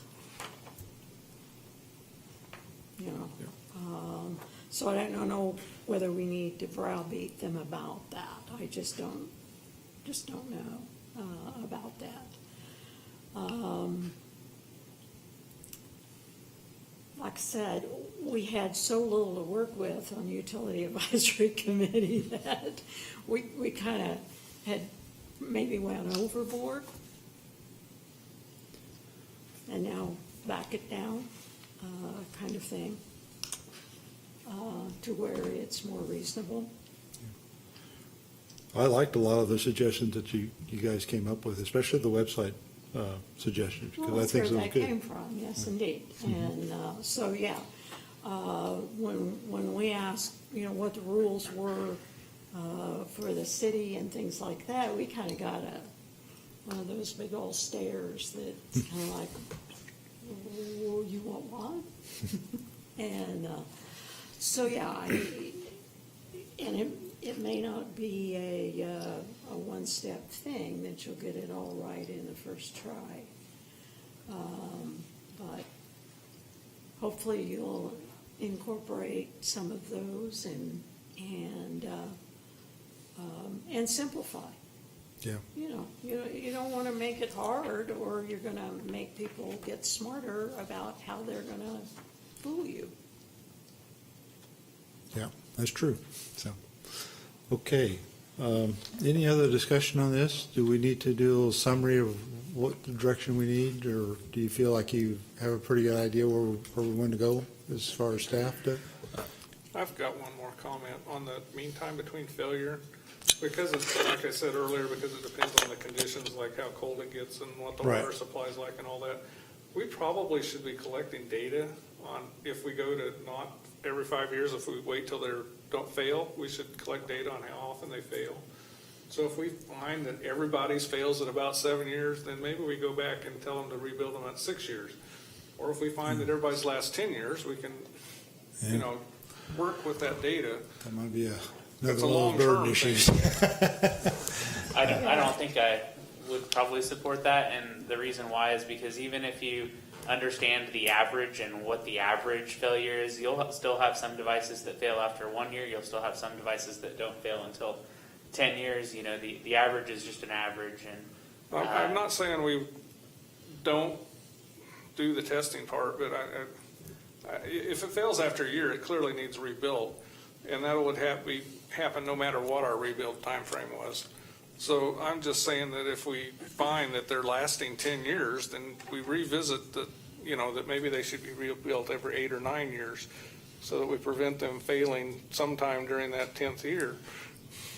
I think that data is always good, and if getting that data is simple, if it's a matter of, just, as you're doing it, collecting more data, whether we act on that 10 years from now or not, whoever can decide that then. But I'm certainly I'm not not gonna against having more information, as long as that's not onerous to gather. So if Exactly. if it's something simple, they can just, that's true. if they're going to have to create a whole program for it, then I think that's not a great use of staff No, I time. wouldn't spend a ton of money finding that out, but it would be interesting to know. Mr. Mayor, you kind of asked about summary, and I was going to kind of give my best shot at it and see if I was right and have you guys correct me. So what I'm thinking, what we're saying is, one issue we're thinking, okay, maybe we should move to a rebuild when it fails policy instead of every 5 years. Sounds like pretty much most of us agree on that, including me. That one makes total sense. The other one, another one is maybe every 2 years until every other.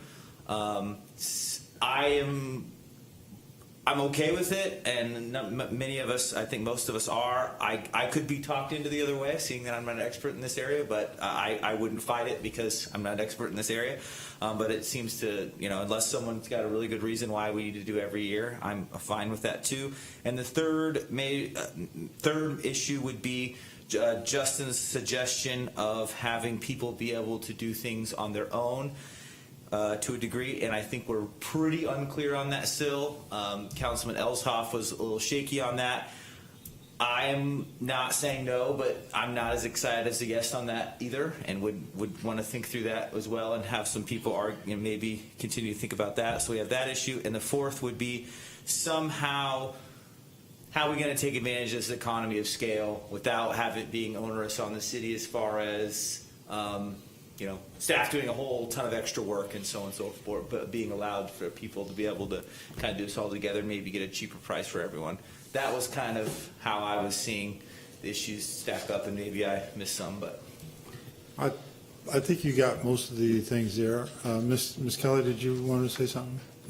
Another issue I saw, but I didn't really get very clear on the consensus, was collect data on rebuild. That was one thing. And then reducing the fees for contractors. Those were two that I had written down. Possibly reducing the permit fee for backflows. If you need to replace it, Correct. I mean, yeah. That might be something we could do when we discuss permit fees or fee schedules, because we'll have an opportunity to talk about fee schedules in the future, right? So maybe that would be appropriate to do that then. Yeah, that's between Just a thought I had on- $5,000 and $6,000 based on how many systems we have. Right, just a thought I had on the capping thing, and I think just to kind of, way I would summarize that, is that you would allow a homeowner to self-cap the system and ask code enforcement to come and validate that with the signed statement that I will let you know if I turn it back on, and know that there's a penalty if they don't. Okay, and the city enforcement, code enforcement can come out and inspect that from time to time if they so desire. I wouldn't put a time period for them to re-inspect it, but that they would have that option to do that at any time. Just That's mostly bullet I think point that's two. how we that's the current version we're discussing. I think. right. And I'm trying to, I'm trying to be 100% on board with it, and I'm trying to think of reasons why maybe Councilman Elshoff he's more against it, and he'd help me be able to think about it more clearly on whether we should be doing that or not. Can you speak to more of your concerns? Because I'm still thinking about it. Yeah, I guess I'm still thinking about it too. I don't know. I guess with the provision that the city inspects it, or that the code enforcement officer is able to review it or insure it, I'd be more open to that. I mean, if I don't know, I'm not like set against it. It doesn't strike me as something that's a high priority. But I mean, Well, and I didn't bring this up, and I didn't bring this topic up either, but just so you know, I did get an email from a citizen about this issue, and they said that they haven't used their system in some time, and they weren't, and then there was a question of whether they pulled the permit to have it capped. So I don't know where that's going to go, and I'll let the staff figure that out and what they need to do, but it was interesting that's the direction that we went with it. If everything this person said in their email is exactly true, I didn't investigate. I'm not telling you that, but it was interesting that they said it's capped.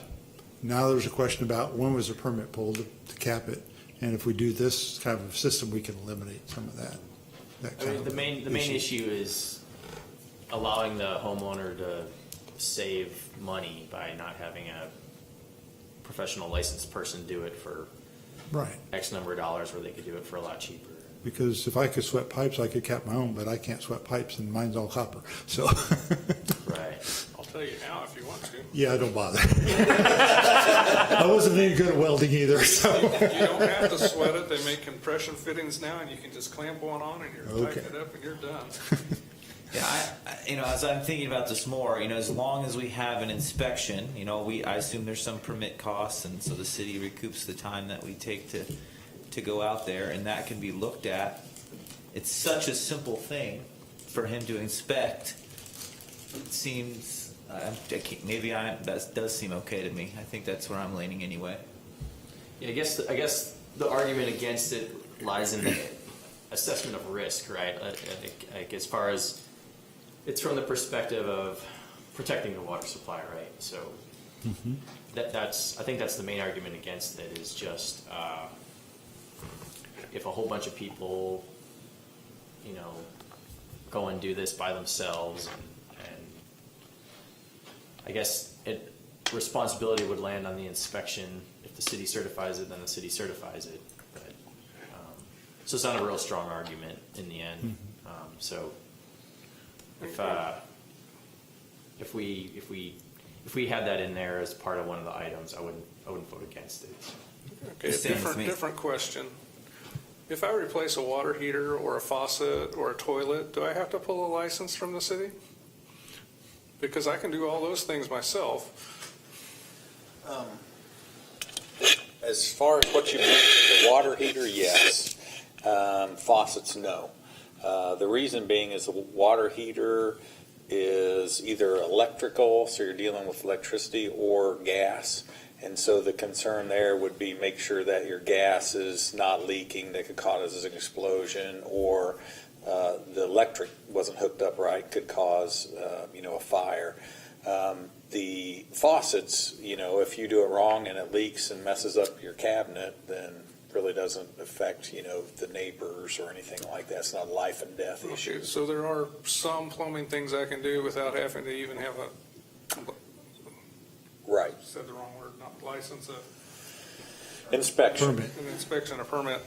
Right. Yeah, okay, so I don't see the big deal with capping off my water supply. I can see wanting somebody to come out and look at it, but I don't see why I shouldn't let a resident cap off his own sprinkler. Or his buddy cap it off for him, whoever he's willing to have do it. Well, I think the issue is because the line goes directly into the water main, right? That's the issue. It's, Well, so That's does why the- it requires That's an why I said the inspection back, rather than a the sink fill or- valve in your toilet goes directly to the water line too. yeah, but but it's not a single line. It's But it still could siphon back it's a through that. tributary, sure. That is one device in your house that it could back siphon through. And I've actually seen somebody that had a sink in their basement and they had a hose connected to the faucet and it back siphoned everything out of that sink. There are other things in your house that can back siphon. Ms. Kelly? Councilmember Alsop brought up a good point that he said was a weak argument, but as we assess risk. So just remind you of it. So you're now passing, so before you had a licensed contractor who absorbed some of the liability for the homes that he capped off. Now, the city inspector would be taking on a larger portion of that because you have individual homeowners working on their own systems and capping them off because it's pretty easy, but now the city is inspecting and the city is certifying that those are up to par. And so now the city is absorbing the liability if any of those fail. So you are taking on more of the risk for your residents rather than spreading it out to individual owners and contractors. So I think that's pretty strong. It's a different perspective because now you're looking at it from, the high level, what's the city going to take on as far as liability versus, obviously the importance of making sure each homeowner has, ways to make the process easier. But I think it's something worth thinking about. So can I ask, what's the process now if I wanted to replace my own hot water heater? I pull a permit, replace it, city inspector comes out, inspects it, and we're good to go. I know you pull a permit, and then from there, I don't know. I think that's how it works. Okay, so I think we're not talking about anything different than that. It's actually a simpler process, but it's the same thing. And hot water heater also has the issue of the pop-off valve on it because those things can be rockets if they blow up. Literally, they have blown through roofs of houses, and so it's a pretty serious deal. Okay, so anyway, just some background from plumber friends of mine. Mr. Jordan. I had just a comment that, Jackie, you're right, but you're conceptually, you're right about Jeff's point, but I think this is so simple. It's like, this is not something that the city is going to take on that much liability for, and here's why. As you have said, John B. Welch, you see, Still doing that, aren't you? yeah. You see above ground a 1.5-inch white PVC pipe, and you see a cap on it, and you see space between the cap and your sprinkler system. So that's so simple. I mean, conceptually, you're right, but I think you're losing how simple it is to visually see from a Bel Aire inspector. I'll take your word for it because I only watch. So I'm you don't going have to take my word for it. I think there's about everybody on the table Okay. realizes that. I appreciate Ms. Keller's perspective because she does have the responsibility to look out for our legal interest here, our legal liabilities, and so I appreciate her telling us this. So, thank you. Any other discussion? We have a path forward. Maybe the only other comment that I was going to make is I don't know if it'd be possible or if it wasn't burdensome, I would be interested in knowing how many of the licenses that get sent in or the certification forms get sent in without the $5 fee, and the $5 fee that the residents have to pay is the reason for them being in non-compliance. I have no idea how many that is, but I would be interested to know how many times we get that form missing the $5 fee, and that's the reason that people are not in compliance. Because if that's a significant number, I think that should also be part of the discussion when we talk about the fee schedule for 2021. Who pays that $5? Is the resident? The resident. Yes. 'Cause Well, it depends who does it, I think. Well, let me back up. So the guy comes out to your house, he inspects your system, does whatever rebuild's necessary. Does he send the forms in with $5, or does he give you the forms and you have to send it yourself? It depends who does your system. My guy sends the form in with the $5. So does my guy, but there are others that don't. Yeah, so my guy sends me the form, and for years I had the form, and it said $5. I just thought that was like an invoice or bill. I never paid. I never went and paid it. until I learned about it, and then I did. But I didn't even understand. I didn't know that I had to, for the person that I had to do it, that I had to go to City Hall and pay that $5. I didn't know that. It wasn't obvious. And I feel some more education that needs to happen there. Yeah. Well, and I feel similar on that $5 fee to how I felt on the $5 dog tag fee, a couple years ago, and that it's part of the nickel and diming that just really frustrates me. And for fees that are that low, I think they should just go away as part of our life's better on the edge here in Bel Aire. You don't think we should multiply by 10? No, I'm not going there.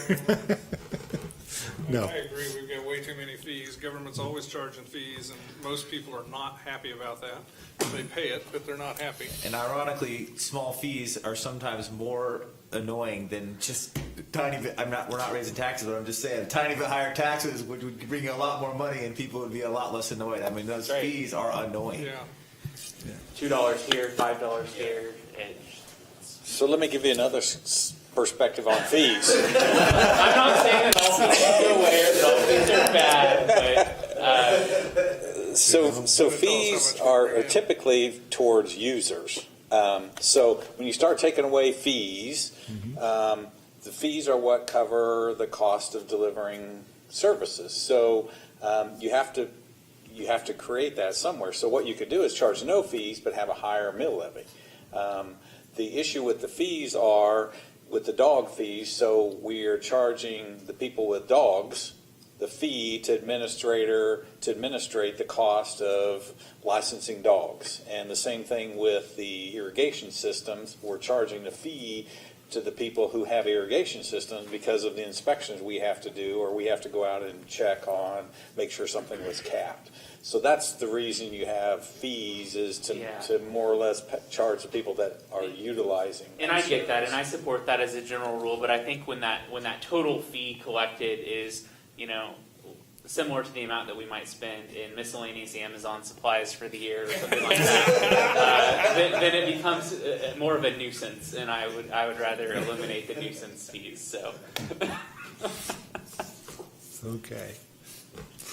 So are we making a proposal to get rid of those fees, or just? No, okay. it was just a question on Just a question. how Okay. often does that happen, and that should be something that we think about as part of our fee schedule Okay, conversation. we'll have that conversation, I'm sure, sometime in a future workshop. We should, because I would be in favor of eliminating a lot of those fees. Okay. Any more discussion on backflow preventers before we move on to trash pickup?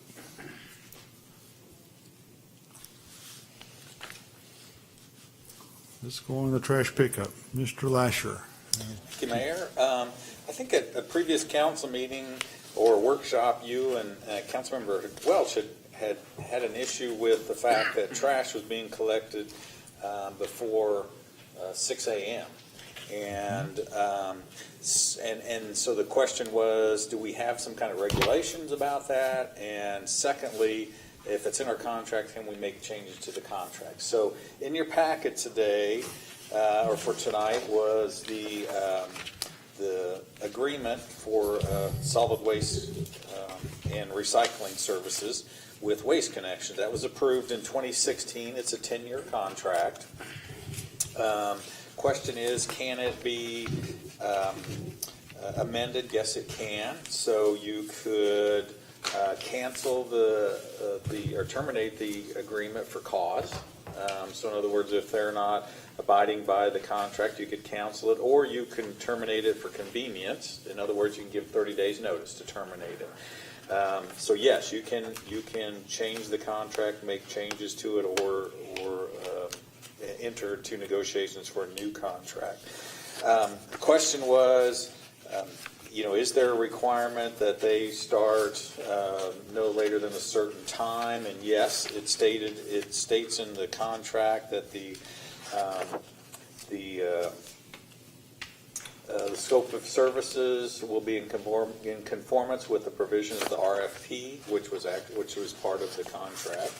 So it states on page 16 of the RFP that recycling and trash will be collected between the hours of 6 a.m. and 5 p.m. So I did contact our Waste Connections representative and stated that there was a concern to me about trash and recycling trucks out before 6 a.m. They said they would relay that to the drivers and make sure that didn't happen. So I don't know if that solved the issue or not. You guys would know for sure. And then the other issue would be, would you want to change those hours? And certainly you can. Of course, whenever you try to renegotiate or open contracts, then everything's on the table. I did include, I think it was Valley Center, did some research on what other cities were paying, what kind of benefits they got, and I just stuck that in there to show you that we still have a pretty good rate compared to what other cities have got. So it's just for your discussion, and happy to answer any questions. So I know think, after you contacted them, they did start coming later. yeah, Good. I think they've And I made do improvement. not want to open this contract up if we don't have to, because I think we have a very good rate. Okay. But I'm still annoyed they come by before 8. Yeah, but that's not a reasonable expectation for trash haulers. So, Okay, well, I'm glad that Some they earplugs. they did Well, the follow. problem is my bedroom is right beside our driveway, and that's where the trash carts are, so they are very noisy. You're gonna have to And sit this- in a different bedroom next. Yeah, this morning I was confused because I thought it was thundering, and I was really hoping it was thunder, but no, it was the trash truck. Well, good. I'm glad Even that get my drawing. they follow through on that. And if you have any issues, let me know. So we may have to remind them from time to time. Just let me know. Okay, do we have, I know that they canceled or postponed or moved our curbside cleanup days this year, which are specified in our contract. Do we know what their plan is to remedy that for us or to get those rescheduled? I know there's one. We did reschedule the not the recycling, but the shredding day. It will be October 15th or 16th, whatever that Saturday is. So that has been rescheduled. And then they will also have the curbside cleanup that day. Now that was already scheduled, but they have stated that they will follow through on that. And are there any limits to what you can put on the curb on that curbside cleanup day? No, it's from what I understand. Well, they've got some Can't be requirements. It radioactive. can't be tires. Can't be something with Old TVs with CRT tubes? No, Water that's heaters, couches? couches. Fine. Anything that's got Freon cannot. Tires, no. We'll have a list sent out of what they can and can't take. Now, with the TVs, that same day that we'll be doing the shredding, we have a recycler here for electronic stuff. Yeah, but the So- problem with them is they want $1 an inch to get rid of it, and if I put it on my curb, it's just Yep. trash. Yep. So the question is, can I just put it on the curb? Nope, they won't take it because they have to pay to recycle it. So, yep. very good. Any other discussion? No, I'm going to say we're adjourned. Have a good evening, and we will see you next Tuesday.